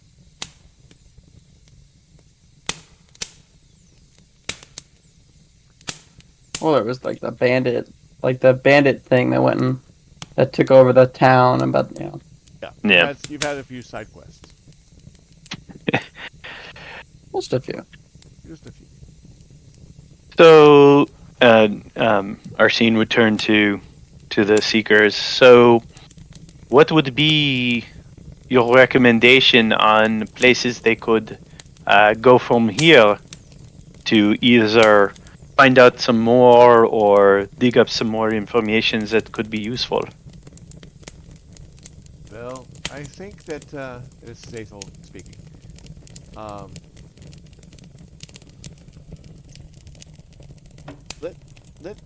Let me see.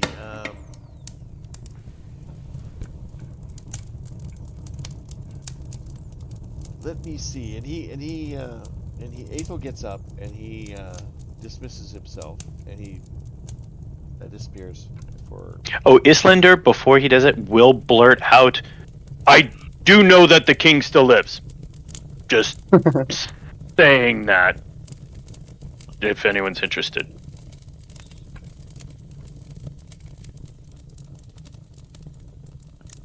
How? He'll turn to you and go, "I've spoken to Arthloon many times. Oh. You've watched me do it." Have I? Yes. He's done it a couple times with you guys in the room. Yeah, he's communed with his totem, his Oh. spirit, Yeah. spirit, Gotcha. his spirit god. In fact, he'll explain that to the seekers. Just in case it could be useful, I can do it many more times. So Aethel comes back with a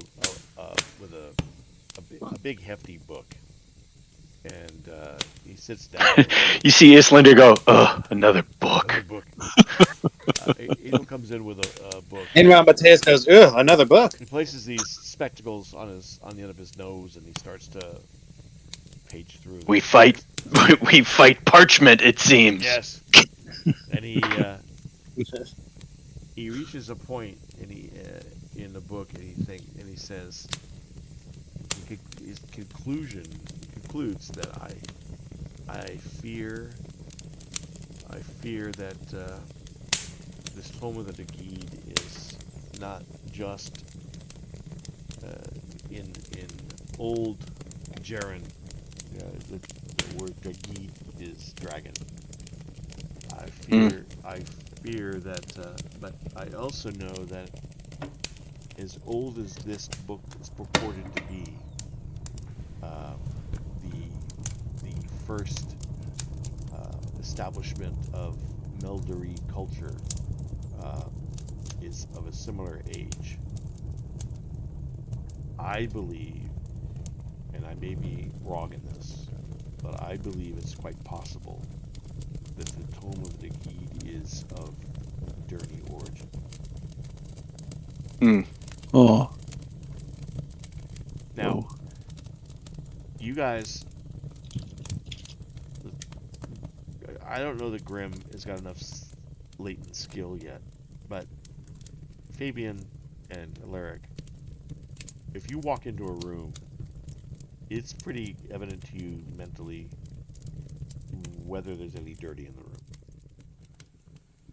You haven't asked me that specifically when you walk. I mean, maybe once in a while you have asked, but it's not.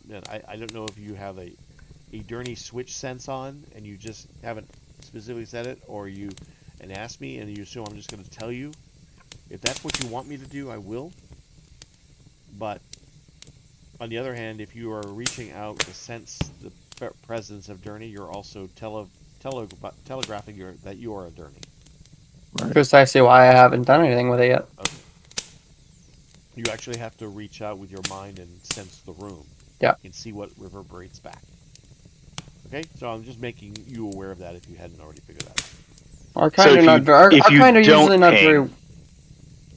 Then we don't know. And that's the reason I'm going to use at this point for why you haven't encountered very many Dirty on your journey. Yeah, because we don't, because we're not. You've left Meldarine, where Dirty are the majority of humanity, and it drops off pretty dramatically after that.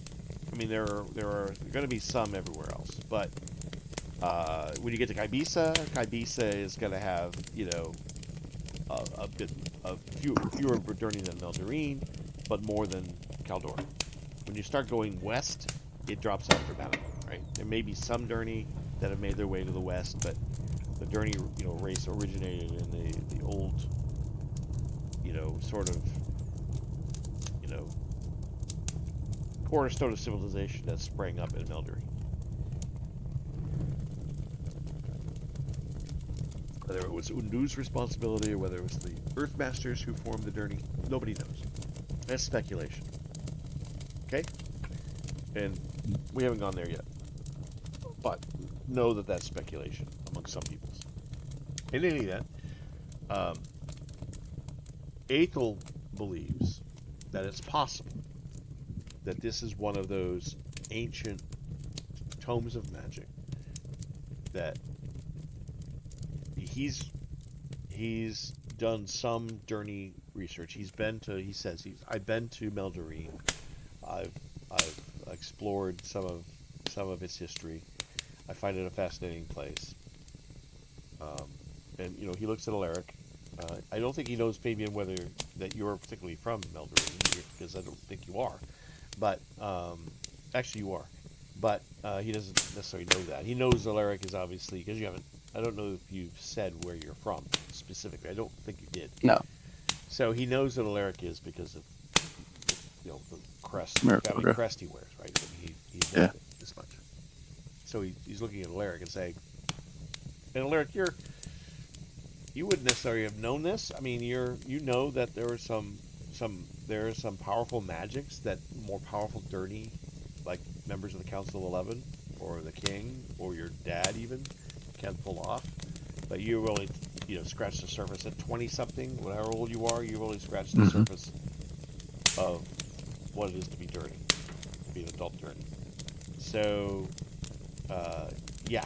there's all kinds of astral projection and being able to bring somebody back to life, and I mean there are even more powerful things. I mean, not bring somebody back to life, but they're healers. They're healers that can heal wounds with sonic energy, with dirty power. There's some pretty amazing things that a really powerful dirty can accomplish. But then there are some purportedly some, but you've never been much of a scholar. So that's an area of dirty history you kind of only just got a passing grade in. Okay. C plus. Yeah, you were more interested in the militant side of things, and Right. which makes sense. She became a knight. So Aethel goes on and says, so that's something to keep in mind, is that whatever's in the book, in this Tome of the Dragid, may only be used by Durni, perhaps.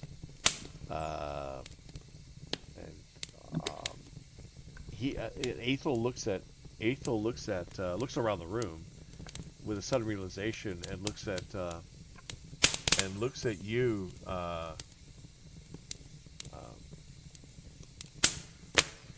Arsene, and says, with a sudden dawning, says, "Is Lady Catherine dirty?" And It would seem that if we're gonna pause there, gentlemen. Oh. We're gonna pause there for a bathroom, a bio break, and a drink break, and we'll come back in about 10 minutes. Sounds good. Plot break. Cliffhanger. Cliffhanger! I'm gonna go ahead and start licking my wall to get a little caffeine. All right. Like I said, back at 10 after. All right. Alrighty. See you soon.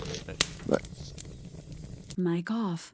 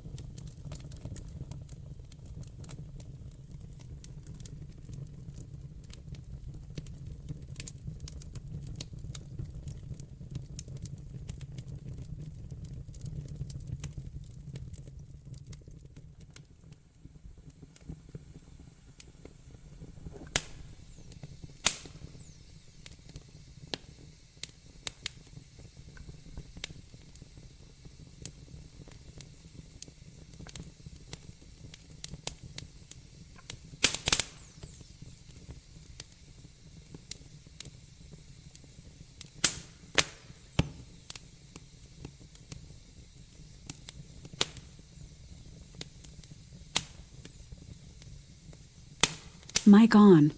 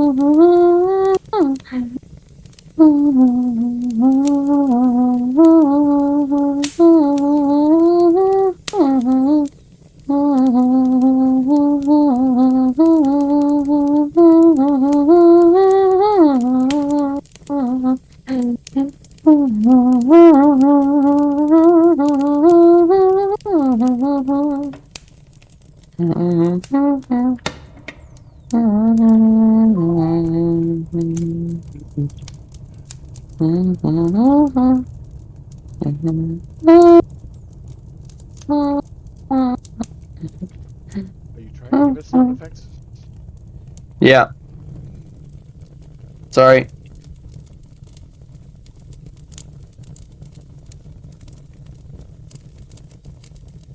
Okay, because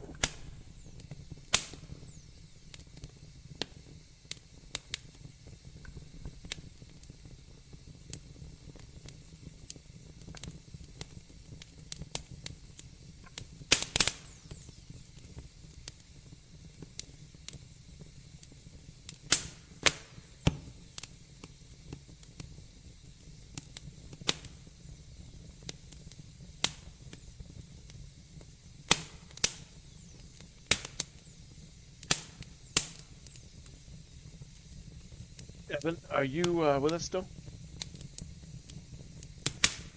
Are you back? Nope.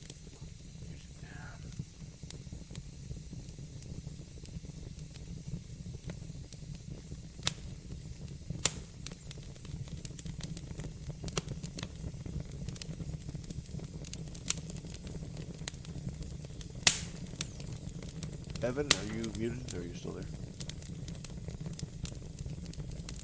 I'm here. Okay. I had to share another link to Sirenscape. In the chat of Discord, in the general chat, Uh-huh. there's another link to the Sirenscape audio player. So if you want to hear the ambience of the fire crackling in the room, you could click on that link. Marvelous. Thank you. I've maxed the volume on my end, so you can adjust the volume accordingly, each of you on your end. Awesome. Are we all back yet? I never left. Let's do a sound check. Okay, so I know that two of you are here. Drigo, are you in? I am right here. Excellent. It's Lender. Or Yo. Arsene, as the case may be. Yes, thank you. Present. Present. Alaric, are you here? Alaric is not quite back yet. We'll wait a few more momentos. Anybody have any questions? All right. Not as of yet. To answer your question at the beginning, yes. Ethel did mention that while they don't accept payment for any of their services, they take on whatever mysteries or that they wish, at their leisure. They do occasionally find favors useful if. And Ethel suggested that there might be something the party could help him with, but by no means was that tied to this. Referring to the group. Yes. Yeah. Yes. Seekers. The Seekers Club. Yes. Gotcha. That's good. Another round of drinks, gentlemen. Another round of drinks. Ah. Yeah, sounds good. Huzzah. I'm doing Yeah, he's serving. You may have missed it, Mateus. He's the drink of the evening, or at least in his goblet is a fine wine from Chilembian red in this case. And he explains delicious. that the island nation of Chilembi is famous for several things, but one of the things is some of its wine, and that there apparently is a tavern and brewery in the city called the Baron Wolf, whose brothers are Chilembian, whose owners are Chilembian, and that they don't just import the wine from their homeland, from their families' states, but they also brew beer in the casks that the wine is produced in. So that's lovely. It's one of the more popular places. So says Ethel, and is the one of the largest breweries in the city. Okay. So that is what you're enjoying this evening, is a fine wine from Chilembi.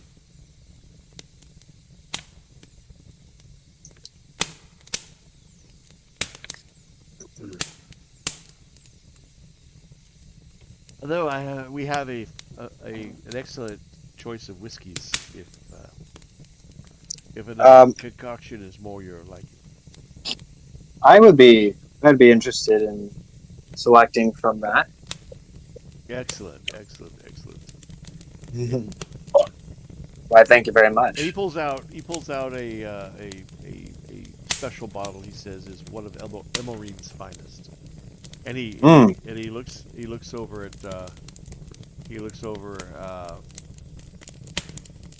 at Arsene and says, "I believe you know this one." The Baston, of course.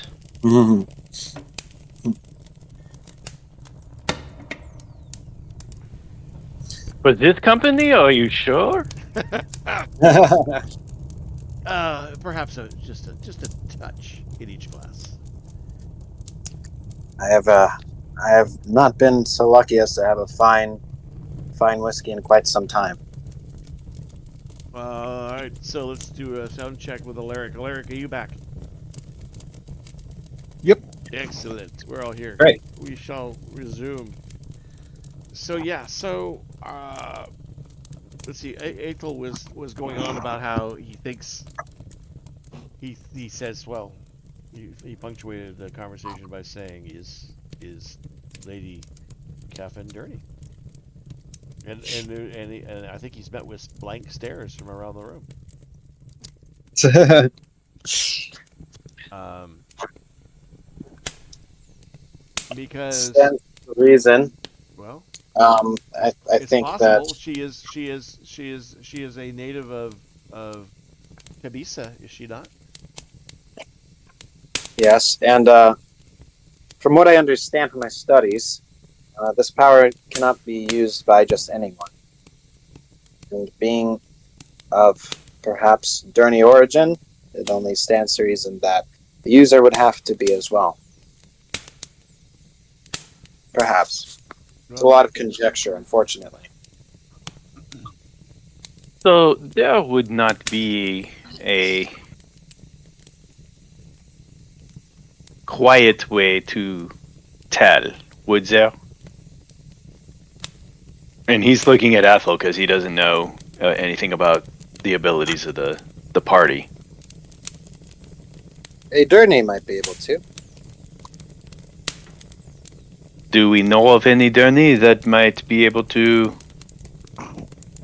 do this or find this out, or? I'll put my glow on. So I'm keeping my mouth shut. I'll put my glow on. Ah, very interesting, Mr. Alec. So, it is possible that you could, but is this something you could investigate without alerting Erla? Dame Erla? You'll know once I.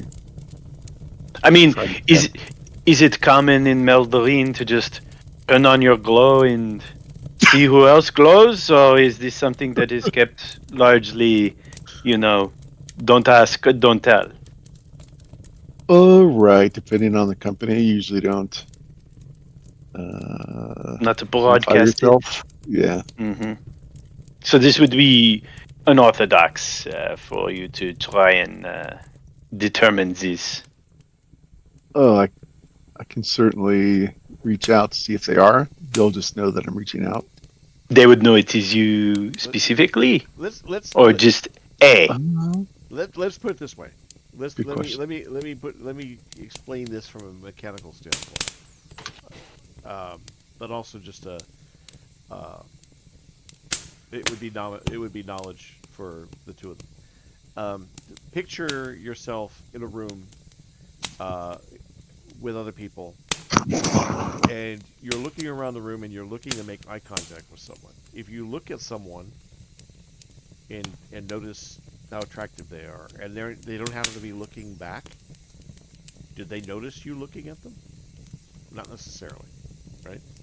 So, as a Derny, you can reach out to sense the room, to read people. If they're not reading, if they're not looking around from a psychic standpoint, they may not notice. If you're Does that depend on? as long as you're not overtly touching, like you go up to somebody and touch them, and you think of this as from the psychic standpoint. If you touch somebody psychically, they know they're being touched, right? And more than likely, who's touching them, right? But if you're looking at someone, if you're sensing their dirtiness or not, it's equivalent of looking at them with your eyes, right? There's no physical contact. If they are looking at the same time, then eyes lock, right? If somebody stares at you from across the room, you're both aware that you're looking at each other. So think of that from a psychic standpoint. If they're not actively reaching out psychically to detect others, then they may not be detecting. They may not notice you detecting them. Does that depend on how experienced they are in the art? That or how comfortable they are in the room,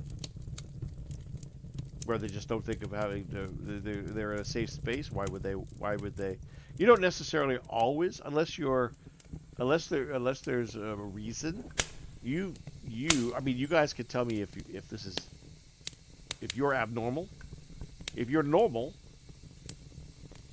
and abnormality means, in this instance, you guys are adventurers. You're used to danger. You're in a tense environment, so that's abnormal in its own right. But normal practice, you would walk into a room. You look around. I mean, you walk into a room. You look around the room and see who's in the room. But you wouldn't necessarily look at every individual in the room if you're using your eyes. Picture that way. If you walked into a room psychically, you wouldn't necessarily touch everybody or look at everybody to see whether they're dirty or not. That may not be most of the time on the top as the first priority of walking into a room. You might be different individually. Only you can tell me that, us that. But most people, Dirty, would walk into a room unless there was a particular reason why they wanted to know who was in the room, Dirty wise. They wouldn't necessarily go scanning. Now, if you had a reason for knowing, you'd start pinging. You're pinging consciousnesses to see if they're dirty. But if they're pinging at the same time for some reason, then they're gonna feel that. That only answers whether they would know it's them per se, but they would know that someone pinged regardless. Yes. Yeah. So the ping is felt. It just might be if, let's say, for a scenario, we hid someone in a corner of the room opposite a door. The person came in, wasn't line of sight. Ping happened. They would know that someone pinged in that room, but they wouldn't know exactly where and who. But even that has grades, because if they're engaged in conversation and Sure. and they're distracted, they may not even feel the ping because it may be so subtle, depending on how good the pinger is, right? So I mean, there's levels of. But there's no chance it doesn't go. But it doesn't go unnoticed. Right. It's right. Unless so it could go unnoticed. It could go unnoticed, but you're gambling that it was. Oh, okay, so there is a chance. There is a chance if they're so distracted. Sure. That they're just not looking, or psychically, if they're just so distracted and so amused or so entertained or otherwise not expecting it, they may just it may not register with them. So there is a risk in this sensing to find this out, and it may alarm the lady, possibly. Now, the act of sensing, much as like the act of making eye contact, is not not directly threatening. When you make eye contact with somebody in a room, that's not a threatening act. So this too would be not threatening. It would be, but eye contact is we kind of see it's if someone reached out in your mind and said like, "Hey, what's up?" You'd be like, "Wait, what just happened?" Yeah. Well, especially if you know you're doing, if you know you're doing bad things. But there's a difference between. But there's a difference between. That's a completely different level. If you're speaking to somebody else mentally, then you're. Yeah. That's. But if you're just attuned or aware, trying to become aware of whether they are in the room or not, that's like locking eyes. Now, locking eyes in certain connotations can be meaningful, right? So, but it's not everyone who can lock eyes. Right. So there's already a level of right. If someone's pinging you, that means that someone is dirty, and they've gone ahead and done an active ping. Assuming that, let's assume the subject that we're pinging picks up on it. Right. So if it's felt, there could be some level of alertness that a subject may not have had before that they would all of a sudden have. Yes. Now, can they ping back, and can you protect yourself from a reverse ping? I'm asking. This is Arsene asking Alaric. asking you. You cannot hide. You can protect yourself from being attacked, or you could shield the dirty could shield themselves Mhm. from intrusion, but they can't hide who they are. I mean, they can't stealth. And So in theory, if you want to know if somebody's dirty, a ping there's nothing they can do could to stop happen, you and from then knowing they're dirty. a ping, then a reverse ping could go out, and then Yeah. then Two people know. the game's afoot. Now two people know that they're too dirty in the room. Gotcha. Okay. Just I'm trying to make sure Yep. I understand Yep. what sequence of events, what chaos we can unleash. Right. but the other thing too is if somebody of the It's not inherently No, threatening. It's not. But if Yeah, yeah. but also think about the caste system, right? If you're stationed, if you're a servant picking Errol a Caffin, that Yeah. that's a Oh, I different- know, that's but- different- There's a reason the woodsman Fabian hasn't been going around No, expressing that he's Dearney. right. But we're talking about Earl of Caffin, who's basically next to the king. We're not talking about. So the reason I'm being cautious with this, and Arsene would essentially be saying this to the group, is if we choose to try and determine this, there is a risk, because it would also Earl of Caffin might just guess, oh, Alaric is, a nobleman from Meldarine. Duh, he's Durney. It may not register like as a threatening thing, and but why would he think to be pinging? Right. The questions it would, if I was a person that was involved in the machinations of court during a succession crisis, I might be a little on edge if a Durney pinged me and I found out it was a nobleman from Meldarin that was also Durney. And I can't guarantee that he pinged me, but I'm thinking he might have. So it's just laying out that there's a risk. I think it may be worth it to find out, but there's a risk. Aren't they already after us? They are, but we don't know she is. Hmm. Again, if you put it this way, if what she is trying to do is get this book to either extend the life of the king or to revive him should he perish, why would they want you dead? What would that is helping the monarch. Someone that opposed her might seem, or opposed, for some, reason did not want this power used, would be against having it. But why would they want to stop you if they found that you were investigating her? My thought is, and I could be wrong, that it is someone who knows what is going on, who wants to stop her from getting this book and doing what she wishes. And I assume it is someone who does not mind seeing the king perish and possibly benefit from the chaos that would arise in the succession crisis. So I am not sure. I don't know for sure, but I do not see why she would care that you knew who she was. Why would she want to stop you? And especially after you left Telemar.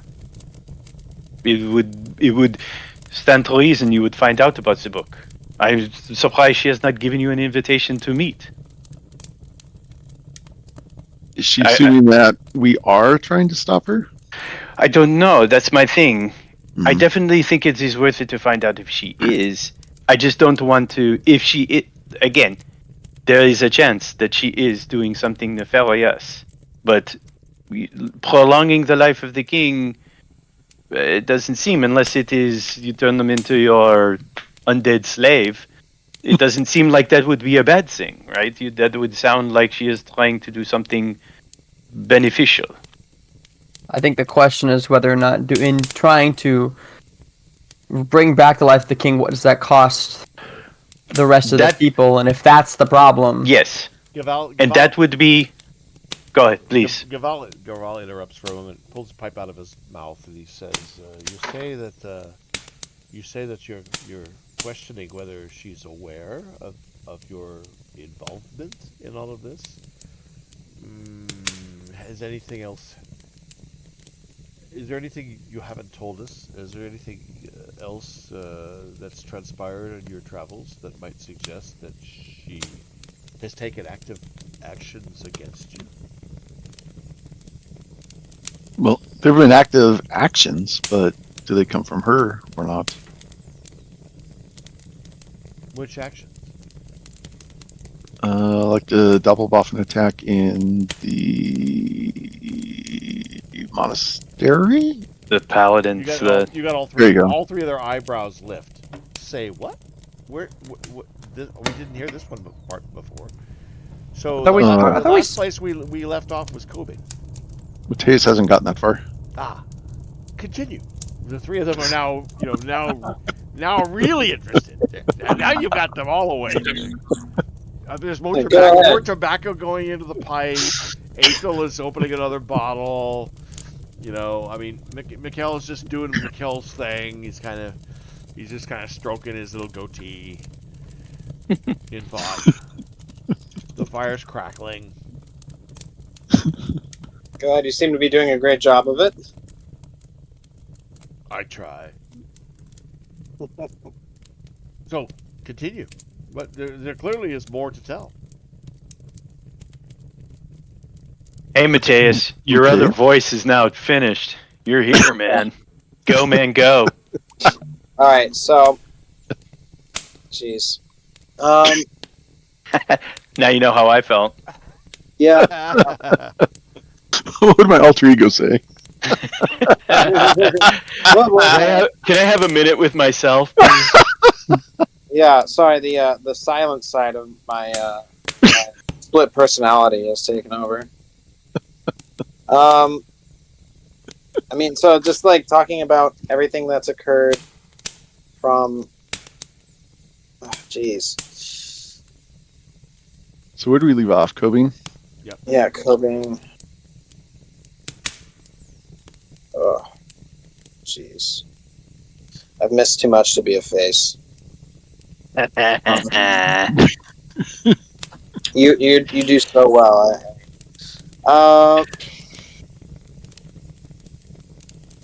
Can somebody help me here? I don't know where to begin. So after we left, so Sabine will go, well, She's been here the whole time.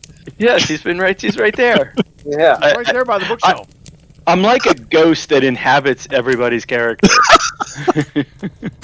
Yeah. Sabine has been writing all of this stuff down in a little Yeah, she's notebook that like- she intends to sell as her memoirs. My book of fools. a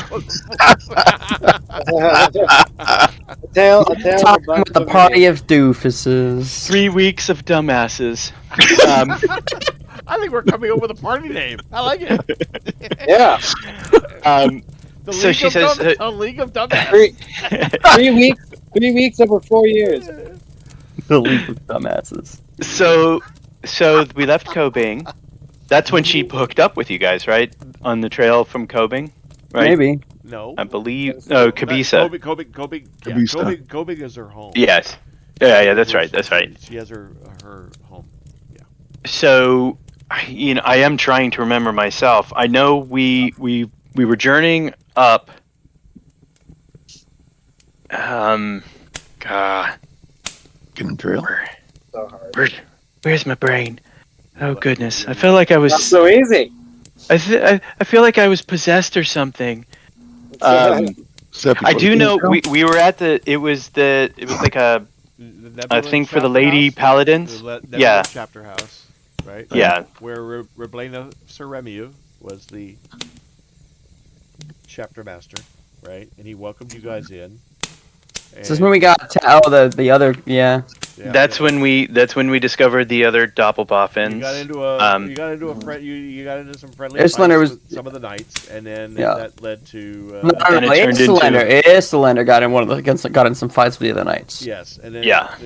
and then that led into an unexpected attack by doppelgangers. I mean, they were Yes, the more powerful version of them, which leads us to Now you believe. got everybody's attention.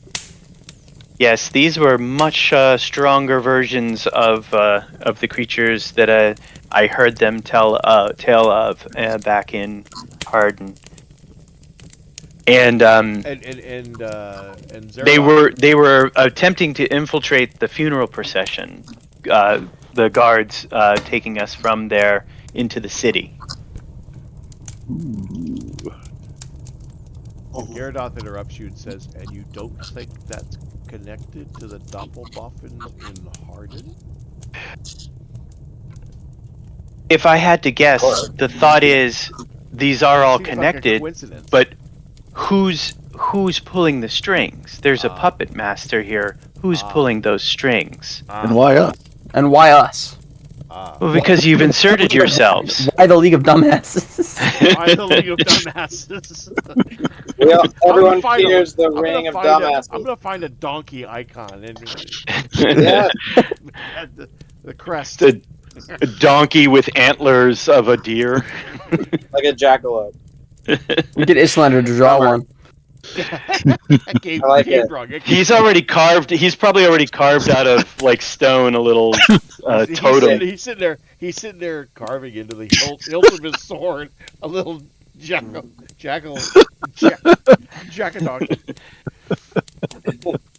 The League of Jackasses. It's fitting. Well, I mean, that's the question we have, and we know one of the things we could ask is who would have the resources to hire not only low-level shapeshifters to challenge you, but even more powerful shapeshifters, and orchestrate an assassination of a Privy Council member. We're talking about a lot of coin here. Who would have those resources? Now, Dame Erlakaffen clearly would have that coin, but again, why would she want you dead? Is where I get hung up. What benefits your death other than hopefully taking you out so you don't mess up her plans? Why not, instead of trying to kill you, why not find out what you're doing? If they can imitate people, why not travel, knock out Sir Humphrey and travel as Sir Humphrey and find out, oh, these guys seem like they might be pretty cool. Mikkel looks a little concerned now as he scans the room and looks at each of you individually with suddenly new suspicion. Yes, you should be suspicious, sir. This is where do we all need to As our whip scene something? converts into a doppelganger. don't need to. No, I didn't say that. Oh, God. I didn't say that. I'm just kidding. I'm just kidding. I'm just trying to shit with you people. That's all. Our scene's lifeless corpse is found in the stairs downstairs. Underneath the stairs on the first floor. I'm just trying to fuck with y'all. Because I can. That's my job. But what did he'll look at the seekers? Seriously, What do you know? Well, what do you know of these doppelgangers and doppelboffins? They've said that they are used sometimes by Mikkel says, the Leah Kavir.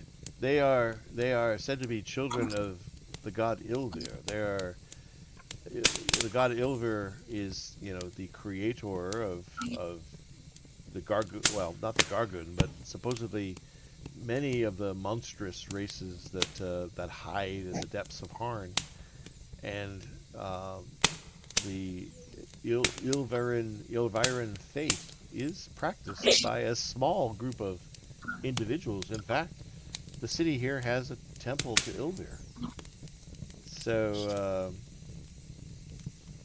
Grim kind of pays attention. He's kind of been eyeing some valuable trinket at the side of the room the entire time, and here's Ilver mentioned and said, interesting. And so there's a sort of you see a shuffle in Grimm's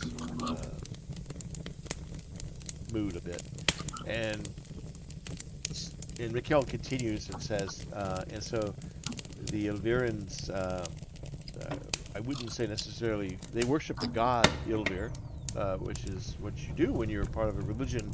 But you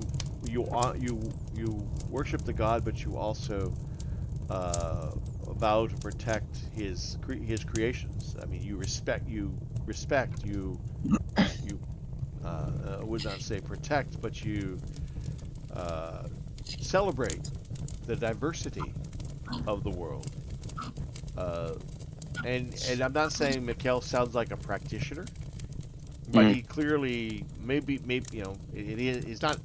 He never admits being a practitioner, and you could press him on this, but he clearly knows something about it. But he goes on and says just that there is a temple here. They may know something about the comings and goings Would they feel of comfortable? shape changers. It's a doppelgangers and doppelboffins. They're a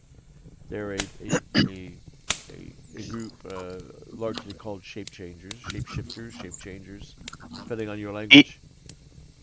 If one was respectful, would they be forthcoming with information about them? They are generally unlike the Savmoran faith.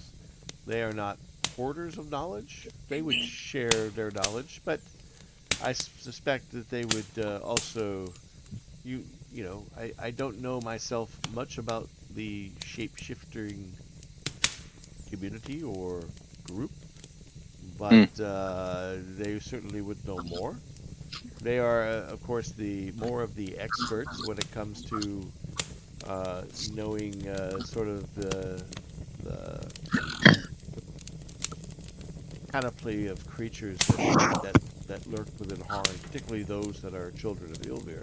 They would have knowledge, perhaps some knowledge more than the Savnorans have about uh, their their their biology of these creatures, the biology of the Mm. various children of Ilvir. So they would be the people to turn to. Now, whether they are willing or need to be coerced to provide information. I mean, in general, they provide knowledge if you seek knowledge. If you seek in a threatening way some of the god Ilvir's children, they might be less uh, willing to give information. It just depends Yes. what the motive, what they perceive your motives are. Mm. Could you spell the name for me? Ilvir, Ilvir, is Yeah. the god Ilvir is Ilvir. Thank you. Yep. There's you'll know World Anvil has religious articles for all Oh, these yeah. religions, so you can always Cool. Mateus, you can always look some of this more details up in your off time. Mhm.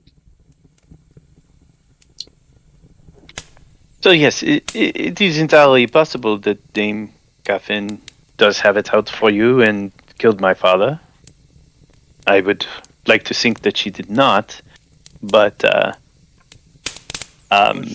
So can I say something, Andy? yeah, go ahead.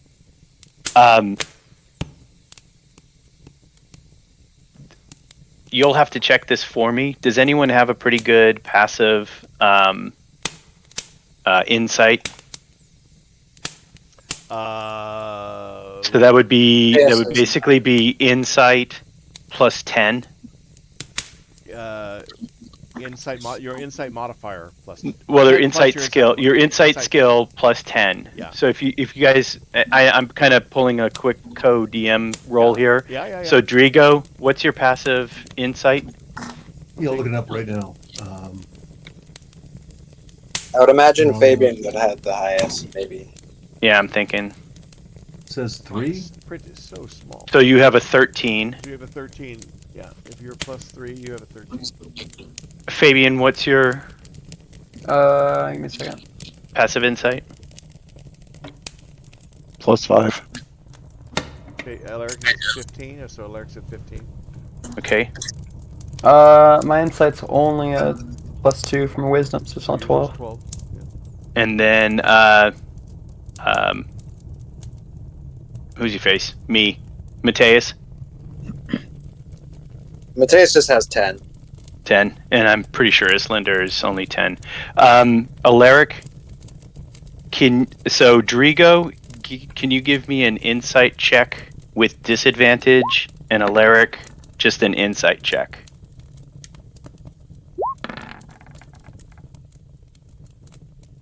Okay. Andy, do you mind joining me and Alaric behind the screen real quick? No problem. Let me bring up Discord. Where is it?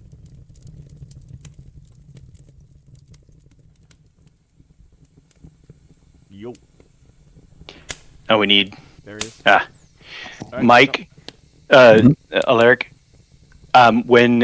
When Arsene is talking, you sense whether it's like a twitch of the eye, a change in the kind of the emphasis, that there may be more to what he's saying than what he's saying. That he might maybe holding back something. There might be more than just what he just said there. Hmm. Okay. Interesting. Okay. Okay, that's it. Interesting. All right, thank you. Awesome.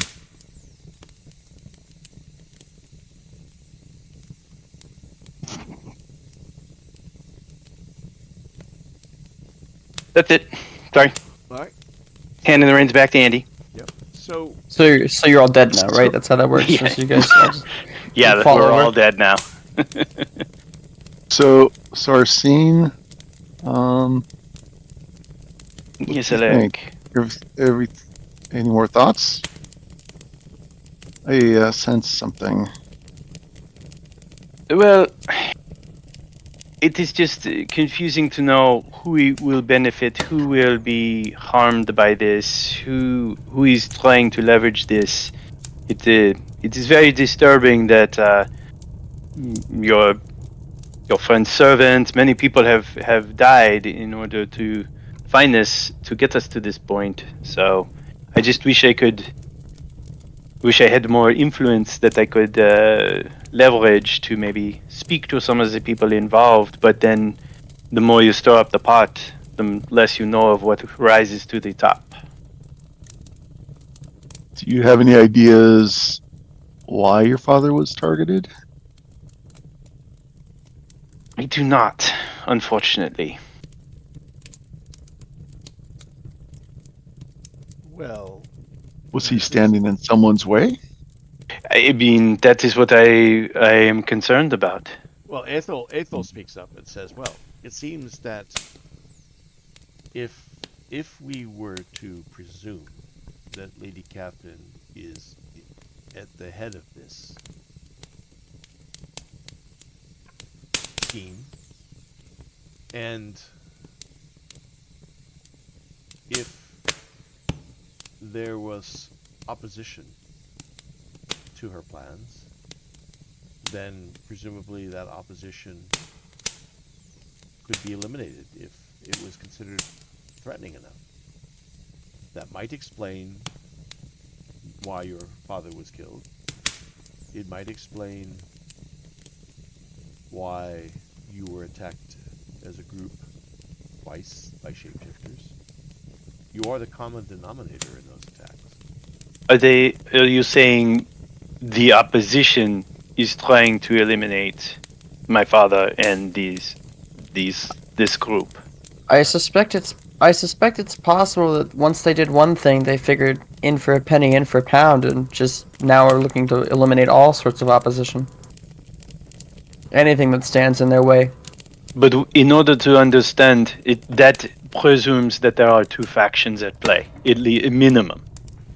Right? This cannot be the organization of a single group, because you could have to have another for opposition. No. I So- suppose it's possible. If what we are saying is that Dame Coffin represents a group that wants to do a thing that we are not sure. There is a separate group that is opposed to what Coffin's group wants to do, Is that assuming that it takes more. Is this not a good breakdown? well? If I mean, if Lady Catherine, if Lady Catherine's plans are what we believe there to be, I can imagine many people would be opposed to those plans, would they not? Potentially? Only someone who would be king next. That or How many kingdoms have fallen without the waiting for the king to die? Well, if or the plans, if her plans, if the Tomb of the Dagid is as dangerous as they say, and its powers are used at her bidding, wouldn't anybody opposed to seeing the repercussions leveled on Harn be opposed to her? Yes, this is what I think, and this is also what I think is Are you trying not? to Are you stop not? us. Are you not like? Are you not people who tend to wish to preserve Harn? I understand the conundrum: civil war versus the preservation, or the preservation of the Can- unknown, or the avoidance of some unknown threat. Yes, I agree. I agree. This what I am trying to focus on is who is the one that is causing the deaths? Is it the faction? Is it Dame Coffin's faction, or the faction against her? Who would be Who would want that? It's a good question. We don't know how many. We don't really know how you. We don't really know how many factions are at play. There may be more than one, or maybe more than two. Well, who's the next most powerful person we've run into? Well, Or who is the next one? Who has the best claim on the throne? well, the king has three bastard children. One, And each is as likely as the other to get it? indeed, except that the eldest Terrabor son is eldest by obviously by age. He's but they're not the three boys.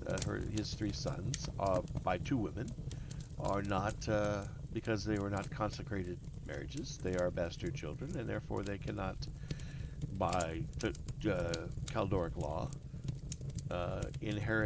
inherit. But it would be up to the. It would ultimately be up to the.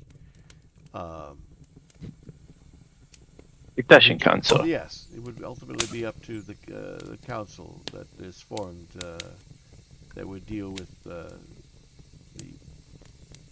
handing over of the crown from that point forward. Who would be in that group? Oh, any number of people. Any noble member of the family, the dukes, all the various earls of Caldor. Um, it is a large succession council, and there are many. At this point. I don't know how Leighton, he could go on and explain the various. I'm not sure that Aethel. I mean, these three gentlemen are perhaps not that into history, although you could certainly. They would certainly suggest you visit the. If you know anybody in the genealogy tower here in Dashal, which you do, you could learn the entire family history. And in fact, it's actually been created for you in World Anvil, or I'm working on it. So yeah, it's readily available to you down the road. But there are a number of people there are a number of nephews and nieces of the king that have a claim to the throne. So the civil war would be real. Mm-hmm. It's hard to say, other than the fact that Lady Catherine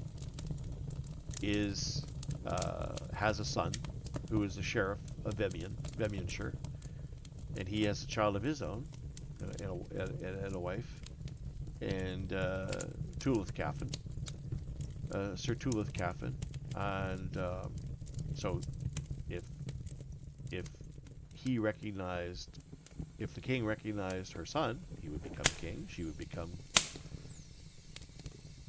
queen consort or queen mother. So, Queen Mother, I guess. So it would be to Erla's interest to bypass the two older brothers in favor of her son as king. But then, But that could cause fighting. But then she wouldn't want the king alive. The easiest thing, if she really wanted her son, if she's involved in this, and she really wanted her son to be king, she could. She has the power of his documentation. She holds his previous seal. I mean, this is Gyardov speaking, and he says there's nothing stopping her from forging a document or having one forged and stamping the king's seal of approval on it, recognizing her son as king. So she's that. This is where I am concerned about her. I don't think Lady Catherine's. It doesn't make sense to me, and this is, like I said, who's here. It doesn't make sense to me that Lady Catherine is doing this. Would want to see the king die, because it would be easier to let him die than it is to keep him alive. This is what I'm trying to say. And forge a document that recognizes her son as king, and have everything she wants. So her wanting my father dead and all of you dead presumes that she is concerned that you will stop her plan. And so her plan must be to keep the king alive. It is. I think that is a very good guess. Meaning, that's what the book. That's what we understand it can do. Maybe it can call down fire and do all kinds of other things. The reason this seems like a more than good guess is, number one, this just seems like one of the things the book is good at, but this also would seem to be what she wants to achieve, is to bring a sickly man to full health. So that brings forward a couple of questions. She could have easily killed the king by now. Exactly. She would be in perfect position if she wanted him dead. So if she does not want him dead, then that presumes that my father and all of you do. That's where it gets hazy for me. No, or that on the other end, the process of keeping the king alive would be net negative to the populace, and would be bad if it was public knowledge. Would be worse. Again, that is true, but nothing you have gives any indication that you have nothing that could prove the book is bad. Do you? Other than other than what scholars saving a life has a cost. Other than we have no reason to want the king dead, and they have a very much reason for us not finding out. You lost me there. I said, we have no reason to want the king dead, and they obviously have a reason for us not to find out. But we already know. I'm confused in the sense that why have the second assassination? It goes back to, will you expose the plan? That is where I think your lives are in danger. But then there would also be assumption that my father was also going to expose the plan. It is connected to you. So what is the downside of exposing the plan? At that point, Arsene will look at Ethel and say, if you would be so kind, sir, may I speak to you in private for a second? Okay.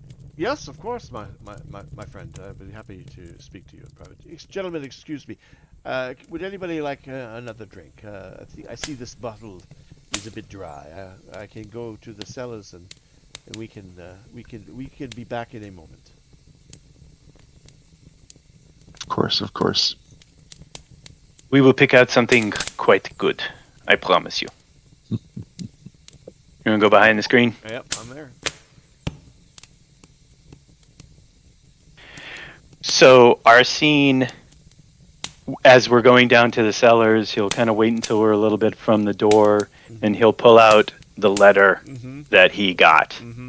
and he'll say, "So I am still a little bit wary of these gentlemen. I have not known them very long. I have a good feeling about them, but I am still a little nervous to share this. And I believe you know something about this." And he'll hand the letter, the one that he got found in the his father's belongings. Right. So Yeah. I hope this letter arrives, blah blah blah. Yeah, So it yeah. sounds, and I say it sounds like you may have already heard this story or a version of it before. I am unaware. He reads it.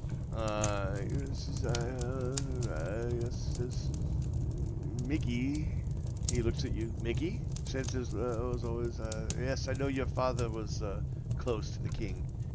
Hmm. Yes.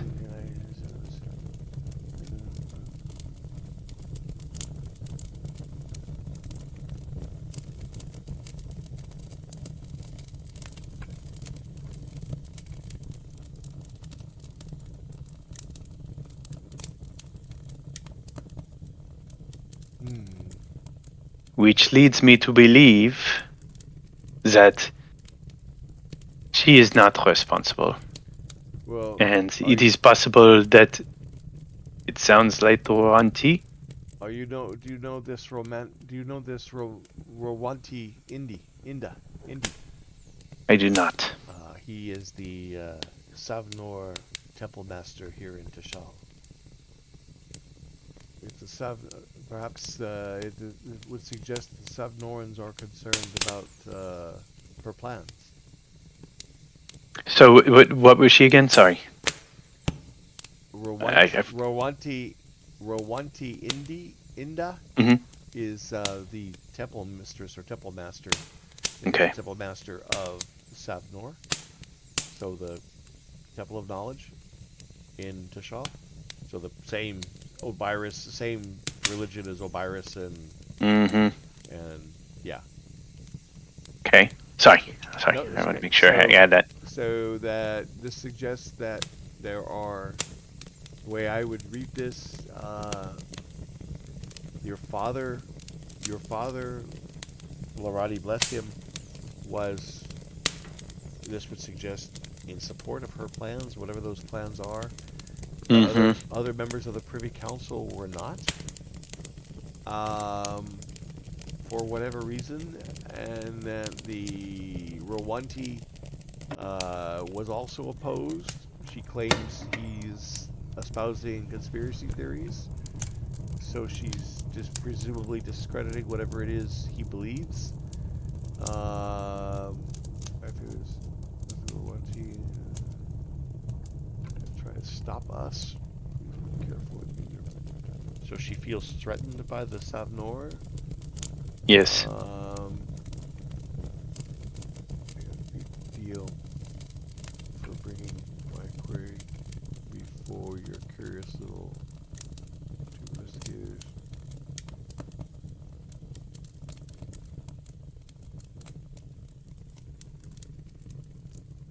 Well, I can tell you, my friend, your father never revealed any of this to me. Mm. I cannot speak for Gyarados or Mikkel.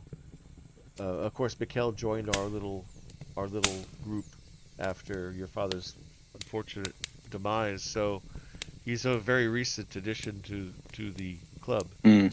But So it is unlikely that he was. and I apologize if it seems sudden, my friend. But I know your father's only recently passed. But Yes. Mikhail had been shown an interest in the Seekers for some time, and we were thinking about adding a fourth member. So it was really Oh it was. no, I would I don't want imagine you that to my feel like your father. father was being replaced so quickly No, in I our little imagined group. he would want this to continue. You've done such good work, he said. So I imagine that he would not want the people you help to suffer because of your mourning.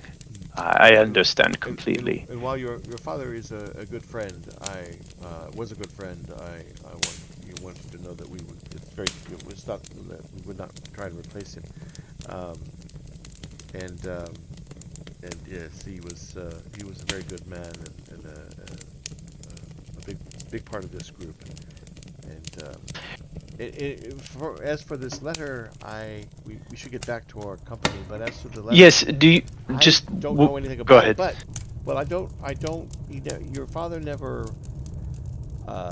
approached us, but clearly with this information. But clearly, uh, he must have seen some wisdom in her, in whatever it is she plans. But if she plans to use Yes. the tome, I mean, this is really a conundrum, indeed. Oh, I In, understand. I do yeah, not think that blindly we should say let's unleash unlimited archea energies into the world. I imagine should be something that's gone about more carefully, but maybe in matters of love and this may in the suggest, heart and but things. this letter, if this letter originated from Lady Catherine, if you are on the side of the fence that believes Lady Catherine is up to is wrong in her actions, then uh, this could be you could take this with a grain of salt. This entire letter.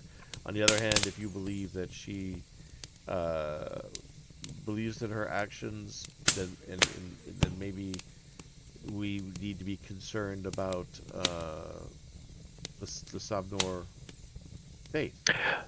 They could Understand. be the other mysterious faction we've been talking about. Yes, yes. This letter, what it tells me, or what I take from it, is that I find it even more difficult to believe that she was the one who had my father killed. Indeed, What would that gain? Unless indeed, again she wanted him indeed, quiet for indeed, knowing it. So indeed. That perhaps is if you believe in her sincerity, and I know that in a few days' time there will be a celebration of your father's life. mm, She should be there. Um, I don't know. We don't know, obviously, because of his health. We don't know if the king will. But yes, one would hope it was a friend of his. But so, but clearly, I think we need to be concerned. I mean, I could see that where the Salvadoran faith may have some opposition that to makes sense to me. That they would to not what want she this plans to knowledge do. out and used, Right? or are scared of it. Correct. So they might have ordered your father's death because they knew he was a supporter of Lady Catherine's plan. They might come after you.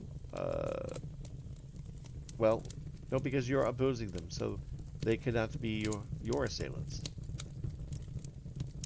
Yes, So very interesting. yes, we may Well, have multiple powers in play here. But clearly, I think that further investigation of the Savnorn faith, or at least concern for them. But I can assure you, my friend, that I do not know anything about Lady Catherine's plans. Um, it is curious that she would mention it. but then I am Well, not. But then I am not. I and my colleagues, we are not insiders, shall we say? true. That is true. Well, let us get back. I believe I trust these individuals enough to share this. I just wanted to I share it with you first. I believe in these men. I believe that they are sound at heart, and I believe that they have not come this far unless they saw a fight worth fighting for the right reasons. Um, Understood. so Well, I think I trust them. I do too. Okay, Well, let us return. indeed. Thank you for sharing this with me. Ah, I know this it was is my difficult. pleasure. To thank you for even bothering with these, as they call themselves, band of fools. Okay. He kind of gives you a kind of a fatherly embrace. I accept it. All right, All right. back.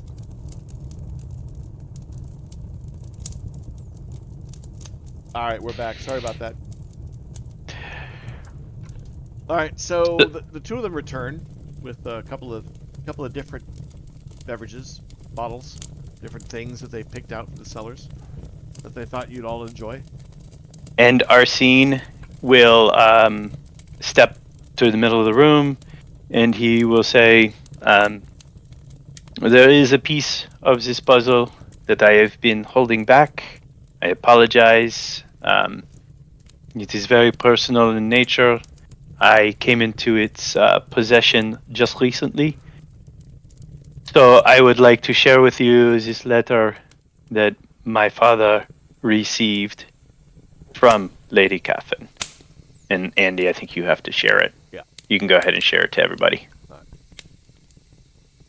And he'll first hand it to Mateus, assuming that he's the literate man. Fair enough. Okay. It's titled "Letter to Sir Tilburn," and it should be in your journals.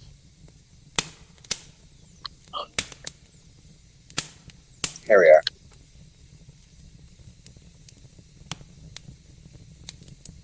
This is where I get my suspicions that the lady hath killed my father.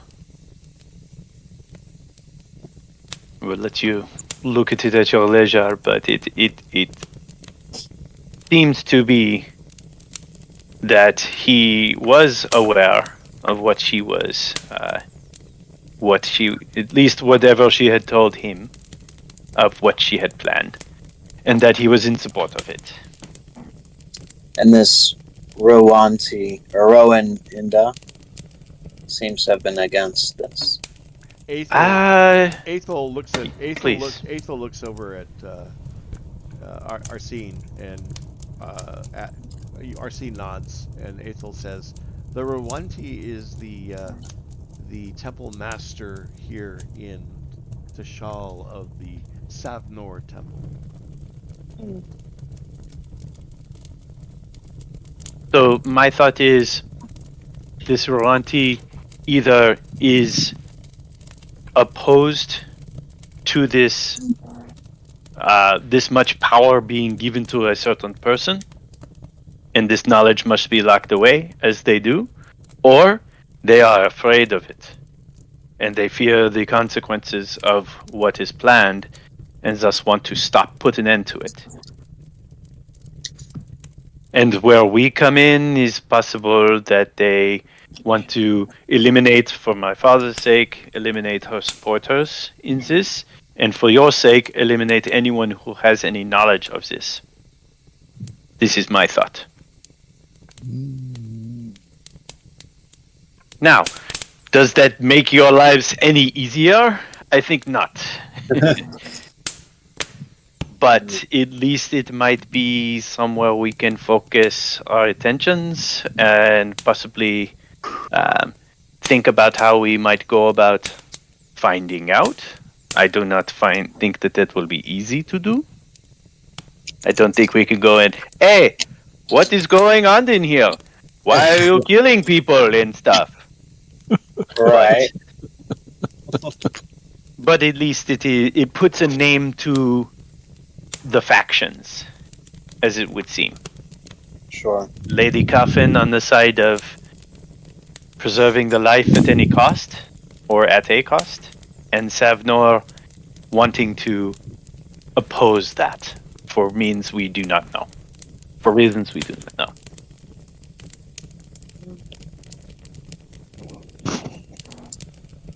So the Savnors have been sending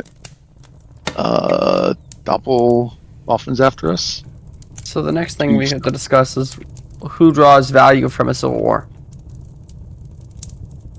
Because that's the ultimate in keeping in ensuring the king's death. That's the ultimate result of that. So who draws value from that? I guess that I did not consider, Flavie, and that is a good point. Would the Savnor want a civil war?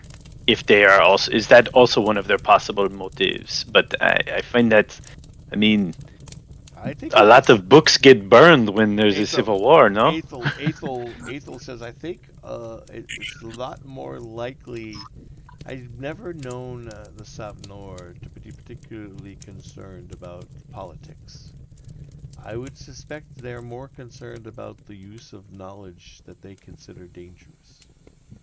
So my thought is that I agree, Ethel. I think that they just do not want it to happen. They don't care that the king dies because of it. They just do not want this power to be unleashed. They fear the consequence of the power more than the result of or the inevitable civil war that rises from the king's death, which would be the natural order of things. And you That say, would make sense. and Aethel says you say you've encountered the prelate of the. Not only have you encountered the. Not only was the Savnor temple, the sacking of the Savnor temple, the start of this, but then the prelate Ovirus, the brother of Leopardus, Mm-hmm. cautioned you about. I think you said in your story that a Savnoran priest wanted the books back, and then you encountered Yes. Ovirus, who said, "Carry on, stop whatever is going to happen from happening because we don't want we don't want this knowledge out there." Mm. I would not want to have been played like a fool like you people have. Am I not? This is Aethel saying? Am I not recounting what you just said accurately? No, seems a fair telling. Makes sense. Now, I think it's safe to say if you gentlemen are in a precarious place, Oh, in many ways, of course. you don't say. But Aethel goes on and says you have to decide which side you want to be on. Of course. That's too much politics for the ranger brain. Well, This is a lot less about politics as it is about the lesser of two evils. No? Well, Sounds like politics to the ranger brain. do the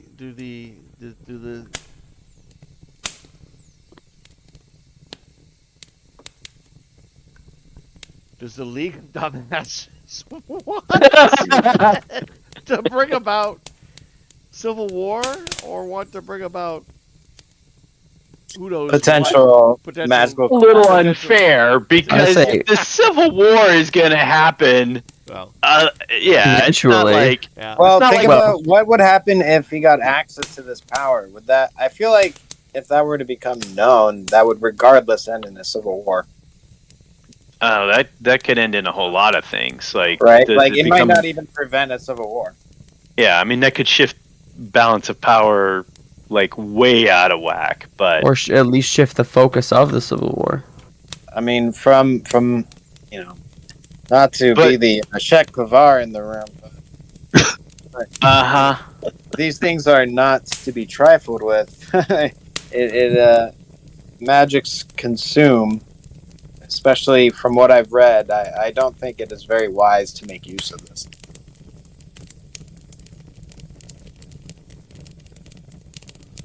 So then you've already picked a side, then, no? I have my side. Yeah, I suppose I do. What are your thoughts? My thoughts are I want to bring to justice those who killed my father, which would, unfortunately, if it turns out it is the Savnorians, put us at odds. Is it possible that, I mean, the letter you have dictates that a group of investigators searched a query. Is it possible those investigators being the individuals we discovered in Harn, who happened to burn the Savnor temple and kill the Savnor people within just to get the information? Is it possible the Savnor were less against the idea of using whatever information and more just striking back in retribution? Striking back in retribution. We are not the people who have. You are not the people who have the power. And if you read the letter that was on the No. priest, it says, "Forgive me, she would have killed you all. That sounds like a person that has been mentioned in my letter. Now, was it her who went there? I do not know. I obviously don't approve of some of these methods. I am wary of the use of this magic, just to be clear.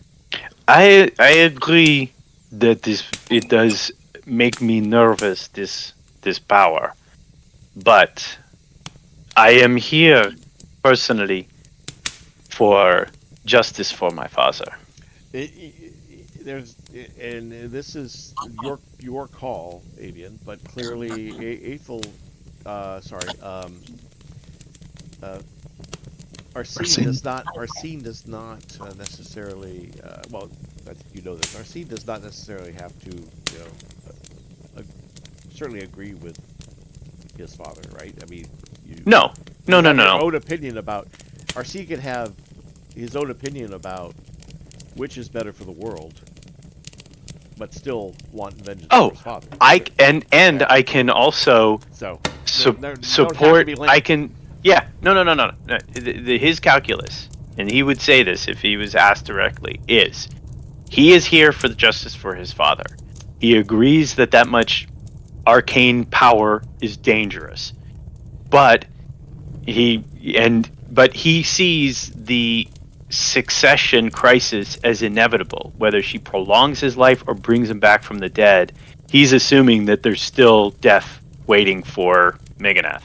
So, in his estimation, he's not.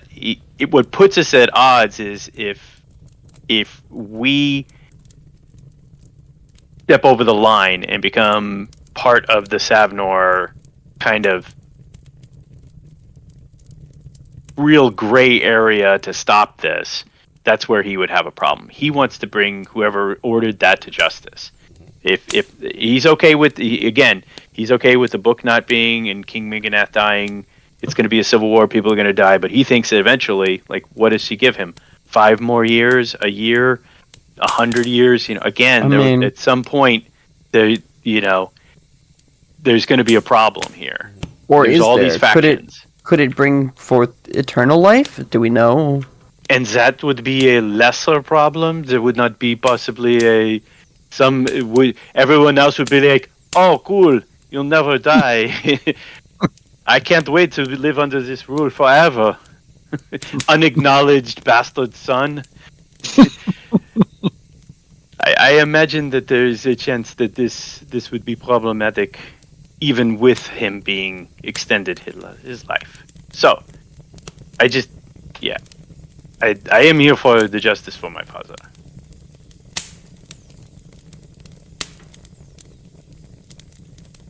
So what do we do with this now? Well, Aethel interjects. Actually, not Aethel, but Gavel. Gavel sneaks up, pulls the pipe out of his lips, and says, "Well, let's see. Let us summarize for a moment where we are. We think that saving the king's life could very well have heart-shattering repercussions if you believe the myths or legends. If we believe Lady Catherine is descended from Lul Enkidu and may, and he accentuates may, be Derny, then I believe Anisha is probably where the rite will be performed, because I would think it would be the power focus. It is an Earthmaster site, is it not? Mm-hmm. Aethel? And Arsene, is it not? That is what we've heard so far. And we believe the necessary components for the rite?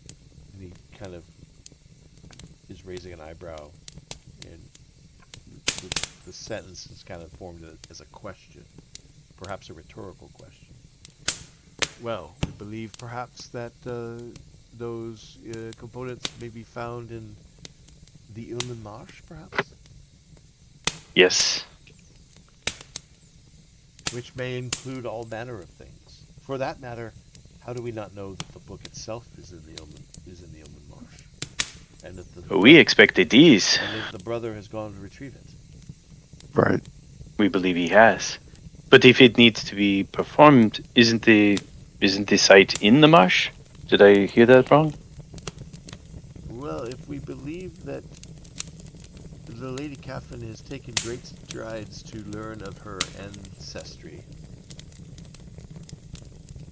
it could very well be because the link to Rule Ankidis also is a link to Anisha, the Earthmaster site. These Earthmaster sites, in my history, as far as I've read, are great places of power and focus.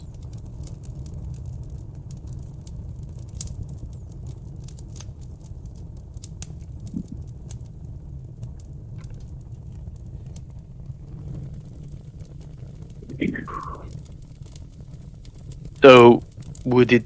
I guess it's not safe to assume that the king would need to be at this site. That would be quite an undertaking. So she gains the power and transfers it somehow? Is that how this works? You're the magic guy. Only that I could command these sorts of powers in a conversation. I mean, this is a little beyond my grasp.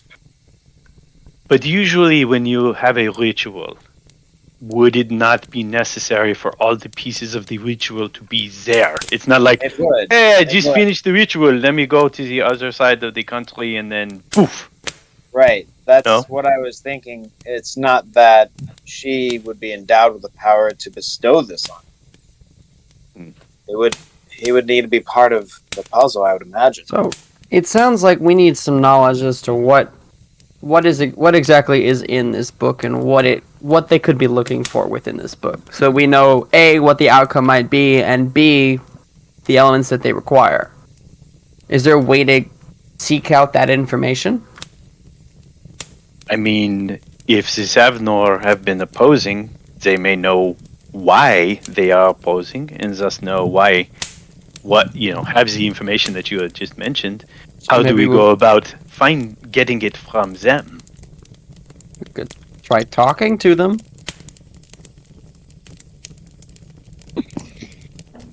If we're on the hit list, are we just going to walk up to him and say, "Hey"? Yes. I mean, If they've tried to assassinate you twice, you're like, here I am. Why are you missing every time? But I mean, Mikhail says, but if you have so far in your actions been seen or apparently are trying to disrupt Lady Catherine's plans, and we believe that the Savnorn faith also want to disrupt their plans, then why would they target you? So is it possible that the Savnorians had my father killed, and separately Dame Catherine is trying to have the League of Jackasses killed?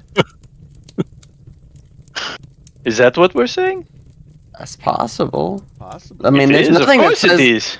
there's nothing that says these things have to be related.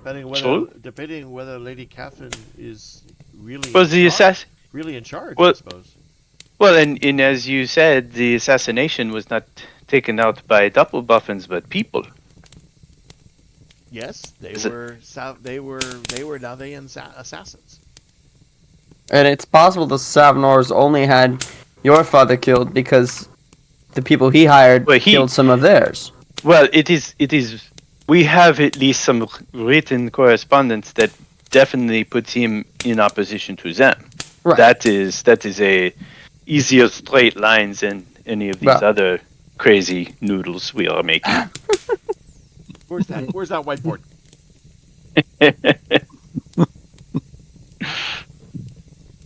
So maybe you can just go, hey, what's up, Savnorians? hit me with the book of the dragon, huh?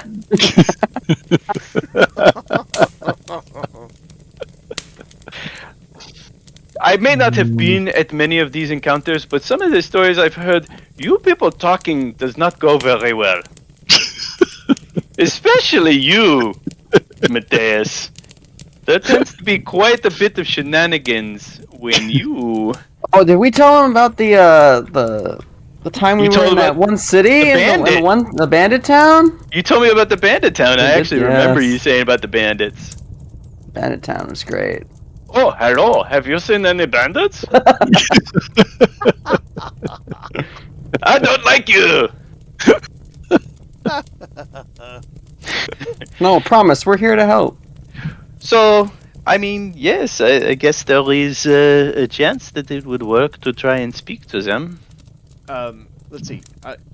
Ethel goes up to the whiteboard, and he starts to write today. Today, 28 Nuziel. And then he looks over at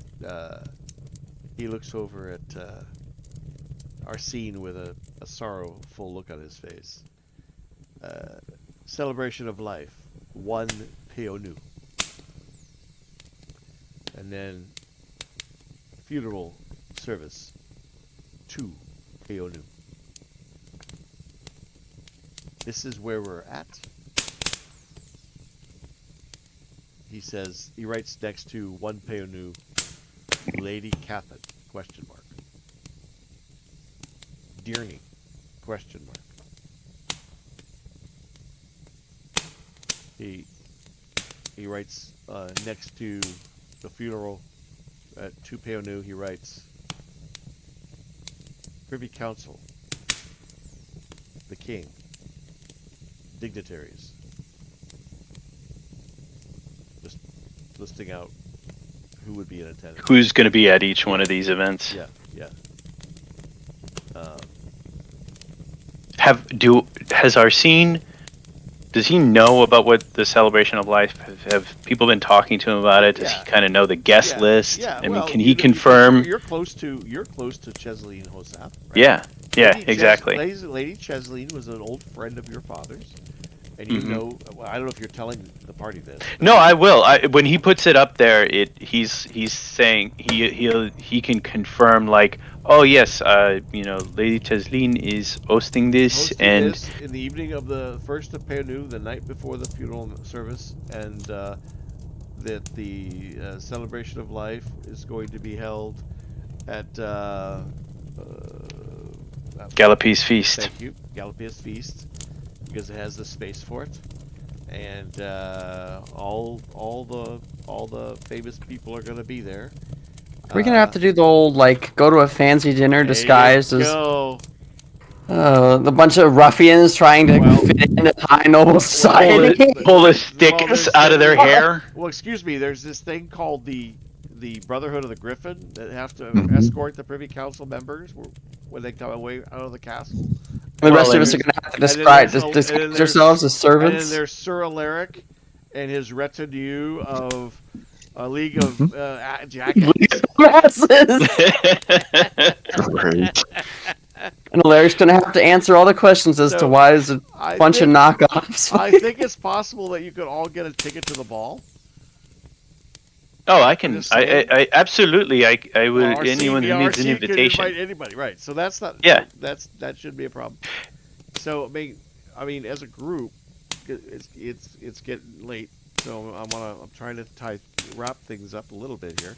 But as a group, you've said a few things. We think that somebody could write these down as bullets, right? But I have them. I've written them down. Right. So the Tome of Dragid, from everything that everybody said, is and the way that the Savnor has behaved, the Savnor faith has behaved.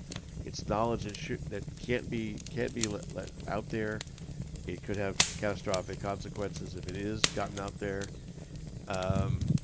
and the details of or independent verification of that. You guys will have to decide where how you go about that, or if you could even go about that within the 3 days you have to work with, or 4 days you have to work Mm-hmm. with. There are 30 days in the month of Nuziel, so you're looking at 29, 30, 1, 2. You're looking at 4 days between now and the funeral, right? Between now and the funeral, but Yeah. 3 to the 3 to the celebration of life. right? In that time frame, you've got a few loose ends you want to, I presume, that you now want to touch on, right? So basically, the situation we find ourselves in is that use of the tome is dangerous and could have catastrophic effects. The king's death could create a civil war with extra-regional consequences. These are the two things. I think what we should be asking ourselves in the next few days is how we feel about both of those. I think it would be important for our group to, as one, as close as we can, be of one mind on this. What is important to us? Aethel interrupts for a moment and just says, because he's still standing at the whiteboard, given the time here, I think that decision needs to be made now.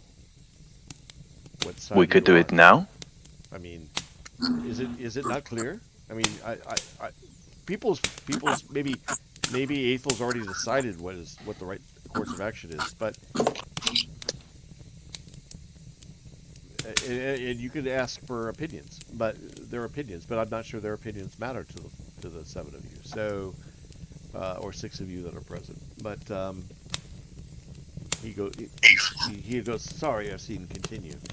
No, it is important. So, how about we do this as if we were doing a We sleep on it. sort of a mock trial. No, let us take a first initial vote. Let us. I imagine that people have some ideas how they feel. We can see now and then sleep on it. So I will be first to say. How will we define the vote though? This is just a speaking of minds. There's no votes. Okay. We're not Okay. saying destroy the planet or let the king live. No, it's my thought is the knowledge should probably not be should be protected and not used. I have fond feelings for King Meganath. I grew up. He's part of my family. It's history, but I worry that the knowledge is too dangerous. If it destroys more than just his kingdom, what has been gained in his extended life? That is my feeling. It heartens me to feel we are the same mind of this. Alaric, how do you feel?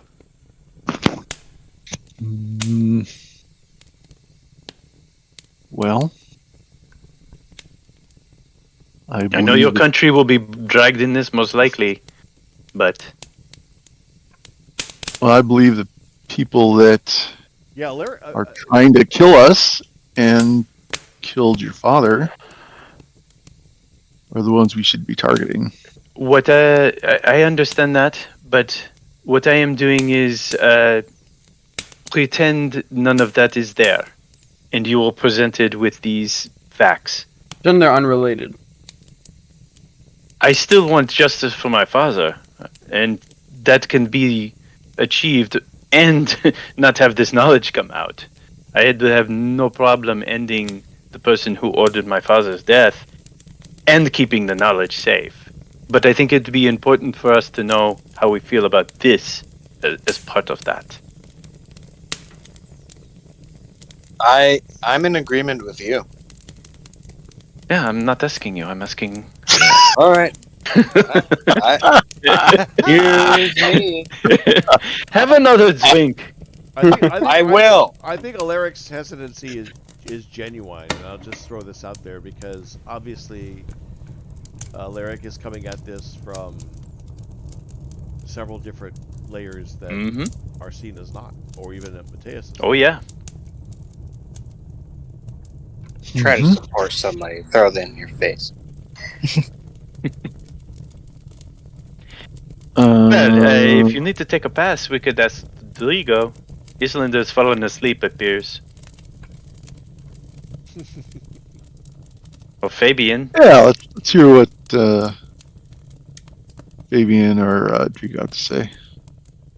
Fabian, how do you feel of this? While Fabian knows that his while I understand that the deep desire not to start internal war and war between the peoples, I also feel that the natural order of things is highly more important than postponing the ultimate becoming of or extending the life of the king. Now, Fabian's not really in, he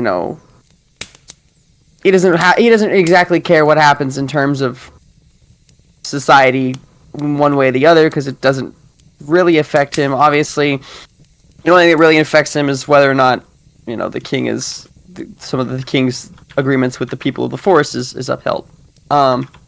Is that? But Are you not Fabian? Are you speaking for? Are you his envoy? I'm I'm trying to voice my own thoughts like in my head because I have a hard time. I'm Yeah, just giving you a Internal hard time. monologue. I know. The Fabian thinks. The Fabian speaking in third person. Hold on, give me 1 second. Oi. I'm fighting the world. I'm saving the world here. Pipe it down over there. Pipe it down in the dorm room. Sorry, my roommates were being very loud. Okay. While I understand the apprehensiveness to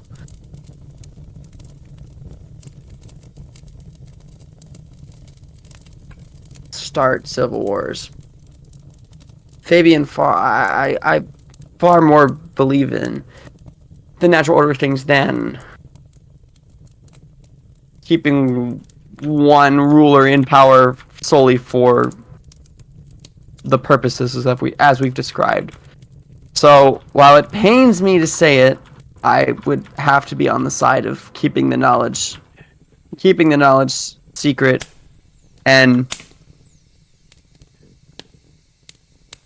I don't want to say letting a civil war take place, but letting a civil war take place. And let me say, friends, I am not saying that if something happens to give us insight that disproves our opinions, we're not making a pact with the devil. No, we are just taking a inventory of what we feel is more important, given two choices in a vacuum, in an isolation by themselves. So I just so everyone knows, it's not like, oh well, on the 28th of Nuzul, Alaric said, "Screw the planet. I don't want a civil war." It would make me feel. It would be helpful for me to know how we all stand on these two major sides of the coin. My people rely on the good graces of the king. However, I can't imagine the idea of on the unnatural taking over for the natural, or Makes I sense. guess the supernatural taking over. Mr. Trigo, what would be your mind on this?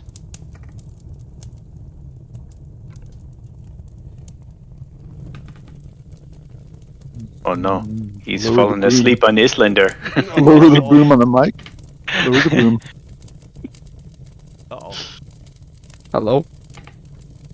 Trigo, are you still with us? Yes, I am. What do you think of the two choices in isolation? Do you feel that the tome should not be used because it is dangerous? or it should be used to avoid the civil war. Well, I think that death and life, or You're really quiet, by the way. sorry, I think that death and life are kind of a natural process, and that should be respected. So I would be against using this. Solely for an unnatural extension of life. Correct. Understood. Alaric. Well, if we're talking about in isolation, In isolation. Absolutely. then I mean, sure, having a lot of unnatural power wielded by one person is not good for the kingdoms. So, if civil war results from the king dying, it's going to happen anyways, and we'll have to deal with that as it happens. So, in isolation, pretty much with everyone else. Yes, we do not know who has done what, and we also don't know why they have done what. We are making a lot of guesses here, and so what I am sensing is that in an abstract, we are aligned with our understanding of the Savnorian that we assume is one faction, their thoughts. And it seems like we are all aligned against Erla Kaffin's position.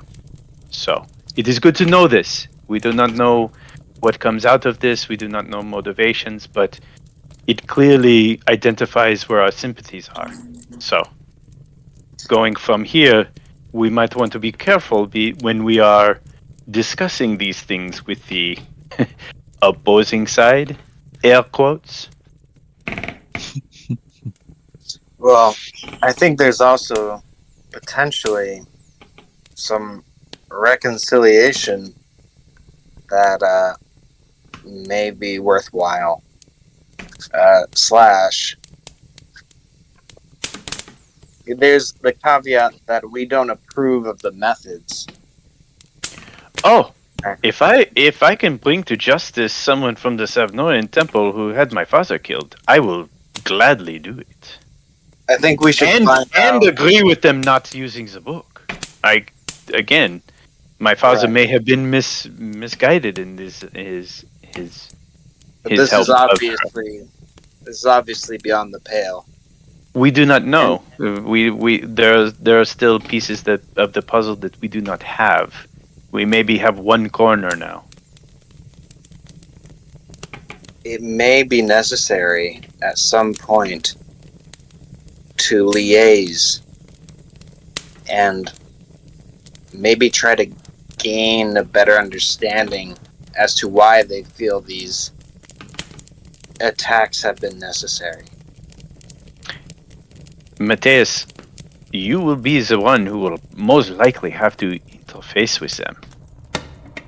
No one else here, except maybe for Alaric, carries enough cachet with with the Savnorians, no? You're correct. And possible, it sounds like maybe now that we have used these tools, returning the book might not be the worst thing in the world. Maybe keeping the page, but returning the book, returning the cover, returning the other items that we had could be a gesture, It would be a gesture of good faith. yeah, foot in the door. But understand, you will probably be the face of that conversation.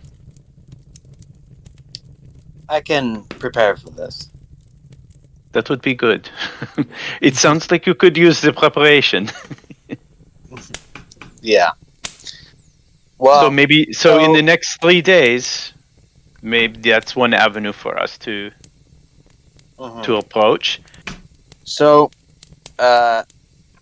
from your perspective, you are willing to work with them. If we may find out some things in that process, I guess I'm just a bit worried about how you feel about this. You know, I don't want to justify your father's killing.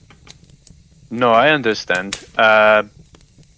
My thirst for revenge does not blind me from my duty to not destroy the continent. Does that make sense? It's a very honorable position, and I admire it. Now, it may not be the wisest thing to bring me to said conversations. That's pretty much what I was. No, I understand this. I do. I am not a fool. I do not imagine that they would go, oh, let us sit next to the son of the person we killed and tell everything about our plans. So, since that's the case, and I will be presumably interacting with these people and getting them as allies, hopefully, I still want to respect your laws. And I agree with you that there was injustice there. So I ask of you, what would you like me to bring to them? Do you want me to try to gain a better understanding of why they did what they did, if they indeed did it? If you're saying, do I want to know if they killed my father and why they had my father killed? I would. Well, if you can bring me proof that they killed my father, I would be overjoyed. I would be surprised if they were that forthcoming. But yes, I mean, it might help me understand why he was the target and why he had to die. I think that would better. I think that would be good for our investigations in general. Oh, absolutely. Their motivations are very important. What if we find out they're absolutely mistaken and we could avoid both destroying the continent and the Civil War? That Right? would You know, obviously be the best case. it is doubtful, but there's always chance.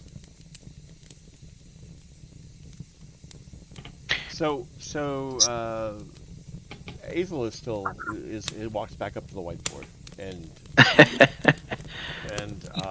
listening to all this conversation, he says, so between where it says celebration of life 1 Pionu and 28th of Nuziel today, puts confront the Savnor? Question mark. Then he crosses the word. Then he puts a line through the word confront, and he says, and he writes, question the Savnor. Yes. Indeed. And then he looks around the room. And also in between, without putting any dates on any of this, also in between, he writes,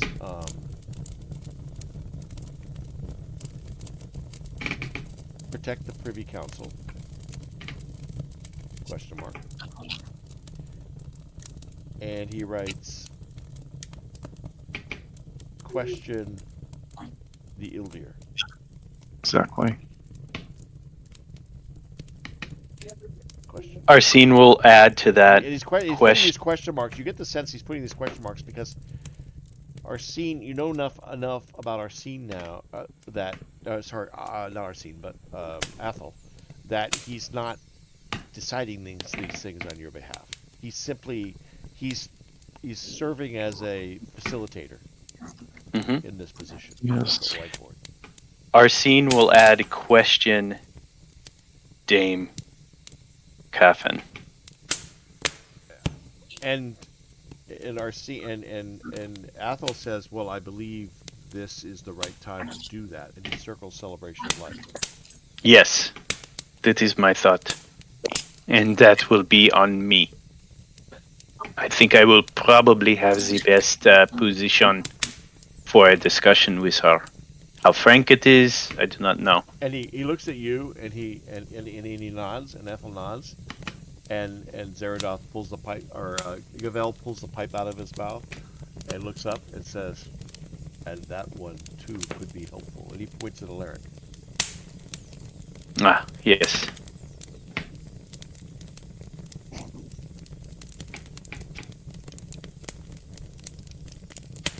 For obvious reasons, I think it's clear why Alaric would be helpful. Oh, yeah. See on that. Yeah, absolutely.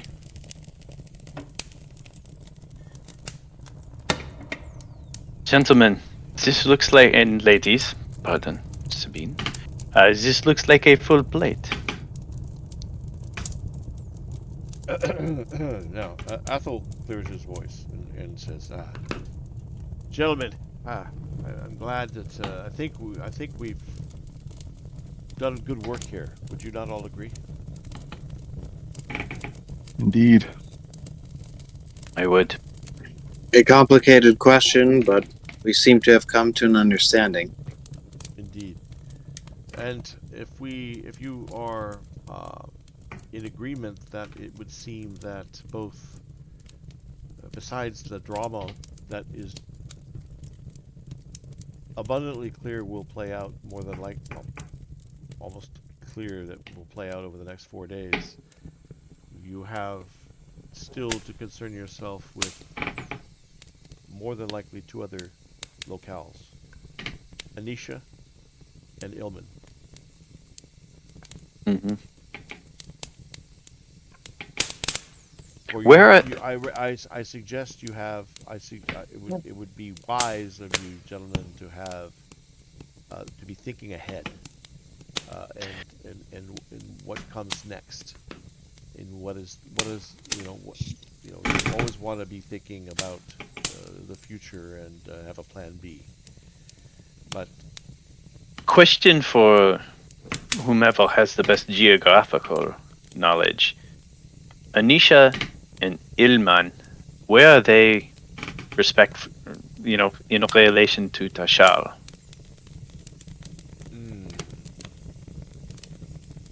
Is there any that know this? well, you've probably come to the right place as far as pulling out a map. And so, if you refer to your map of Harn, which happens to be in your Map of Harn. under maps, I'm the map, I'm the map, I'm the map. did you find your map? I'm of the Harn? map of Harn. Did you find Yes. your map? I found my map. Found your map. Excellent. All right. So Gavel, being the guy who likes history and travel and geography, pulls out, goes to a shelf and rummages and finds a sort of a book, atlas map book, and brings out this map of Harn, and sort of a poetic map of Harn, not terribly accurate, but presents this to you. Lays it out on the table. The drinks get cleared. He lays it all out. "We are here," and he points to the end of the pipe, stabs the pipe at the city of Tashal, which you can see there, I think, in Kaldor. And he says, "Lake Tanturi," and he points to Lake Tanturi. And right beneath Lake Tanturi, you see the word Ilman. Ah. Right? And then he says, and he goes down, and points his pipe down. "You were here," and he points at Burzin, further south of Lake Tanturi. Oh yeah. And he points at Harden. Stabs his pipe at Harden. "You were here." Down near that's over to the east of Burzin, near Thay. Harden, right? To give you scale, right? Relative scale. And then he takes his pipe, and sort of.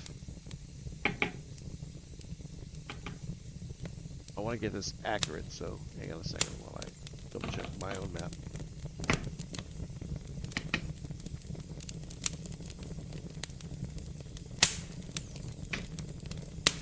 So Ilman is southeast.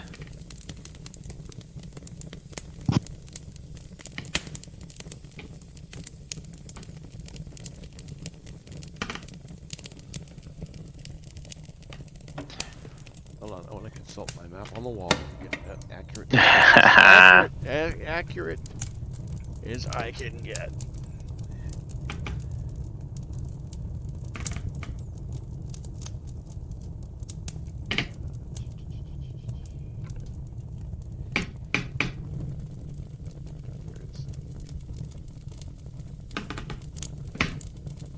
It's on the north shore of Lake Dorena.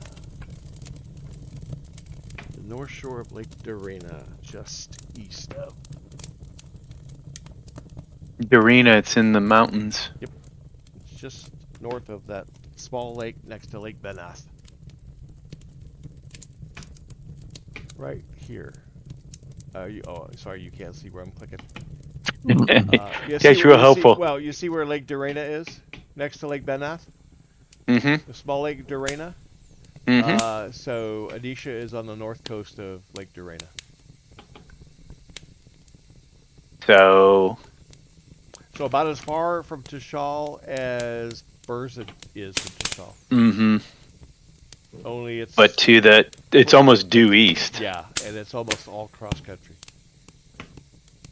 Not that this map shows roads, but although there is that one river that runs the Arrow. Yeah. The Lyriel or whatever. Could get you to the mountains. Yeah. So the question is there value going to Ilman? Is Ilman just a pickup? Right? And just grabbing the book and then hightailing it to Anisha. Yep. It's a question of going to Anisha and waiting for them to come to you, or or trying to head them off at the pass, or foiling any preparation they may be doing. I mean, you don't know. Yeah, we don't know what the ritual entails. Right. You know, but gathering 100, Mateus, vampire bats. Mateus, this is where you could speak to. Well, depending on how complicated the ritual, we don't know. Fortunately, we don't know enough about the Tome of the Dragid to know if it takes weeks to prepare the site, days to prepare the site, just hours. If there's any preparation at all required for this level of ritualistic magic, the Dirty. Lyric. I mean, you guys. I guess another thing that could be put on the whiteboard is the chalkboard is something about the whiteboard. The chalkboard is something about the parchment board is something about whether there's dirty knowledge, esoteric dirty knowledge that could be researched that might fill in some time. But the problem is, nobody in this group really knows, the dirty. There's no dirty hall of study or library, or because the dirty just don't have a lot of history here. But if so I don't know where you would turn, except maybe collect call. You have been in regular contact with your father, Alaric, right? Which you and I could talk about after the fact or separately, but it's becoming harder and harder to make that contact because of the growing distance you've been, and he's told you he's had to. I don't know how often would you say you've been in contact with him? I think we're trying once a week. Okay, but he has told you that he's had to bring in additional help to maintain on his end to maintain the link. Because well, if there was ever a time to use it, it's now. Above table. What's that? If there's ever a time to make contact, it's now. Yeah, use that link and see. Even if it burnt it out, it'd still probably be worth it. Right. To inform him of all these details. I think. Well, to see if he can get anything like where if I'm in Tishal would I go to the purple back inn and talk to Fred, and he knows a lot. Right.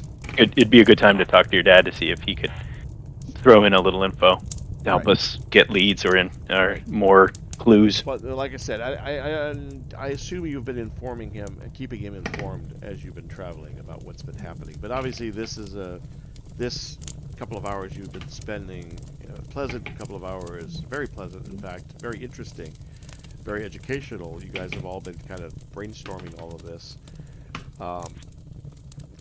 You'll want to share this with the him as well. But your links are not very long, because just because of the amount of dirty psychic power it takes to maintain such a link for him, and he's largely doing all the work because you don't have the resources or the level of competence yet to do that kind of distance communicating. But yeah, you're kind of at the edge of his abilities, even when he brings in others to help him form the link. So, as sort of the night is coming to an end, Aethel says, "Well, gentlemen, and he looks at Arsene and he says, I have a confession to make myself, my friend. I'm afraid I owe more than I've let on, and I've found myself in a bit of a debt." And Gavel and Mikkel are a little taken aback by this. They didn't seem to know anything about it either. And Athel says, "Yes, you see these fine drinks that you're enjoying. They don't come cheap. And I've had trouble. It's been slow. The clientele has not been as busy. He's poisoned us. He's poisoned us. No. But I owe some money to Bjorn Lenendez, the proprietor of the Bear and Wolf Tavern and Brewery, who's been providing some of our finer drinks. And I do enjoy my drink, and they are not cheap. And business has not been good. So, but, and I alluded to this earlier. It seems that they've run into a bit of a problem with the brewery, and the details are a little fuzzy. Bjorn, in the short moment I talked to him, asked that I get a hold of his chief engineer, his brewery master, and his brewery engineer, one Brogan Stoneforge. And Gavel kind of bristles at the name Brogan Stoneforge. Brogan? What has he gotten himself into now? And kind of Mikkel and Aethel kind of both chuckle a little bit and say, "Well, Brogan has apparently lost a couple of his men, and he needs help finding them. And since I kind of owe the Lenendezes some money for the fine spirits you've all enjoyed, maybe you guys could help figure out what happened to his men." Well, that would be not a problem. I would be in. Same. Sure. I would appreciate it. I've been told my debts would be forgiven if we could solve this little mystery, and the three of us, this is beyond us. We're I think you'll understand when you see the problem. And gentlemen, with that, we're gonna pause for the night. Yeah, I like it. Alrighty. So we'll be wanting some more details, right? We'll get more details, Oh, yes. right? Okay. For the next, Yeah. yes. So we're gonna start. Perfect.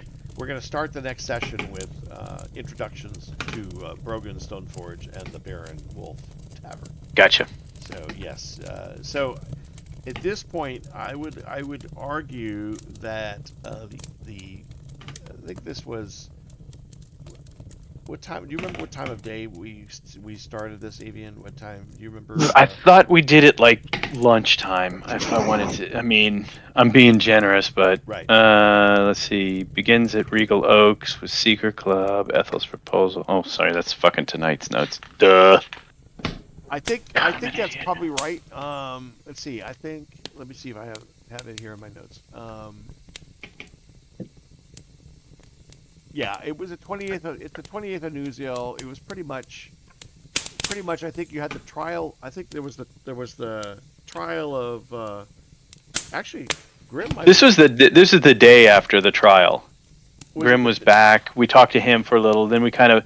The day after. What'd you guys do the day of the trial? I thought this was maybe the afternoon of the day of the trial. Oh, I'm sorry. Let's see. The Session. morning of the trial. I'm sorry. On our 3:15 session. Yeah. I had midday of 28th New Zeal is when we started. That was after the trial. Right. Then I would then say this is the 28th of New Zeal, so this must be the afternoon, or this must be the rest of that day. yeah, because we went to the Coin and Broom, Yeah. talked about some stuff. Then like one of the party went and did some other things and came back, and then we met up. I thought Grim disappeared again. When you guys Grim disappeared again. Yeah, I wasn't going to say anything, but Grim was never here. Yeah, you're right. Grim is not here. In fact, I don't even think I see Grim. No, he's not even in the room. No, he wasn't. All right, so that's fine. So I've got a side session I owe Grim. Right. So this is I would say sort of we could do. I would say that there's still time left in the 28th to let's go over to the Wolf and the Baron Wolf and meet Brogan and figure out and learn what his problem is. All still on the same day. I think so. So Arsene will say, I have room in my father's home, or I should say my brother's home, for you to stay should you need accommodations. So, once we finish with Brogan, you are all invited to stay with my family. Sounds wonderful. So we'll just put that out there to save time. Okay, so between now and I've got notes here too that I'm gonna keep and I'll write up. But between now and so today's the 28th. It's now late afternoon, early evening, late afternoon. We're going to start the next session, leaving here and going over to the tavern, and being introduced to that, and being introduced to the cast of characters there, and there's going to be some problem you can solve there. We also have on the list that between then that and the celebration of life, there's really talk to the Savnorans and talk to the Ilver Temple of Ilver. Yeah. Those right. It sounds like that's either That's- 2 days or two things on the same 2 day. day or 1 day each. Yep. 29th and 30th, and then celebration of life. Or if we need a Or- day to do yeah, figure out the thing Yeah, 'cause for the celebration of life is an evening event, so you've got all that for day of the first too.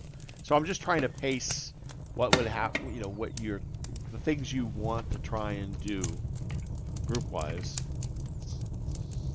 before those things that happen that you have no control over, that you have to react to, like the celebration of life. Those are things that are just going to happen, and you better be there or you're not there, right? So. Yep. You're Yep, trying to that fit sounds right. you're trying to fit your goals into a fixed calendar, which is what I wanted to make sure we understood. Okay. Yep. Everybody good? Any questions? Everybody have a good time? Nope. Again, Yeah, no. sorry, there's no Yeah. fighting, but we're That's getting. good. No, we're it getting- was we're getting- very we're getting- good. We're getting close. Oh, it's fun. All right. No, we had a lot of shit to figure out, so Yeah. Well, it's kind of put a lot of things in place finally. I'm like, does it make more sense? oh yeah. Does everybody think it makes more sense now? I know there's still questions, and I know there's still who do we trust, who do we not trust, what's going on, but does it make more sense now? Does everybody see what's sort of better understanding of where the story is? That was the Yeah. goal. So yeah, That was Yeah. the goal. I Yep. hope everybody has a better Absolutely. understanding. Where the For me, it story- helped. Oh hell! Oh hell yeah! Okay. yeah. All right, good. All right, guys, and I hope you're enjoying. Awesome. After all this time, I hope you're really enjoying the story. I know Yes. it- Totally. yeah, says Dan. Yeah. You bastard. Anyways. All right, boys. Groovy. All right. Thank you. Have a great night. Thanks for joining Night. us. Thanks for joining us, Evan. Absolutely. We missed Yeah. you. Pleasure. Yep. We enjoy having Thanks, the guys. all the guys. All right, talk to you later. Have a good one. Bye. Bye.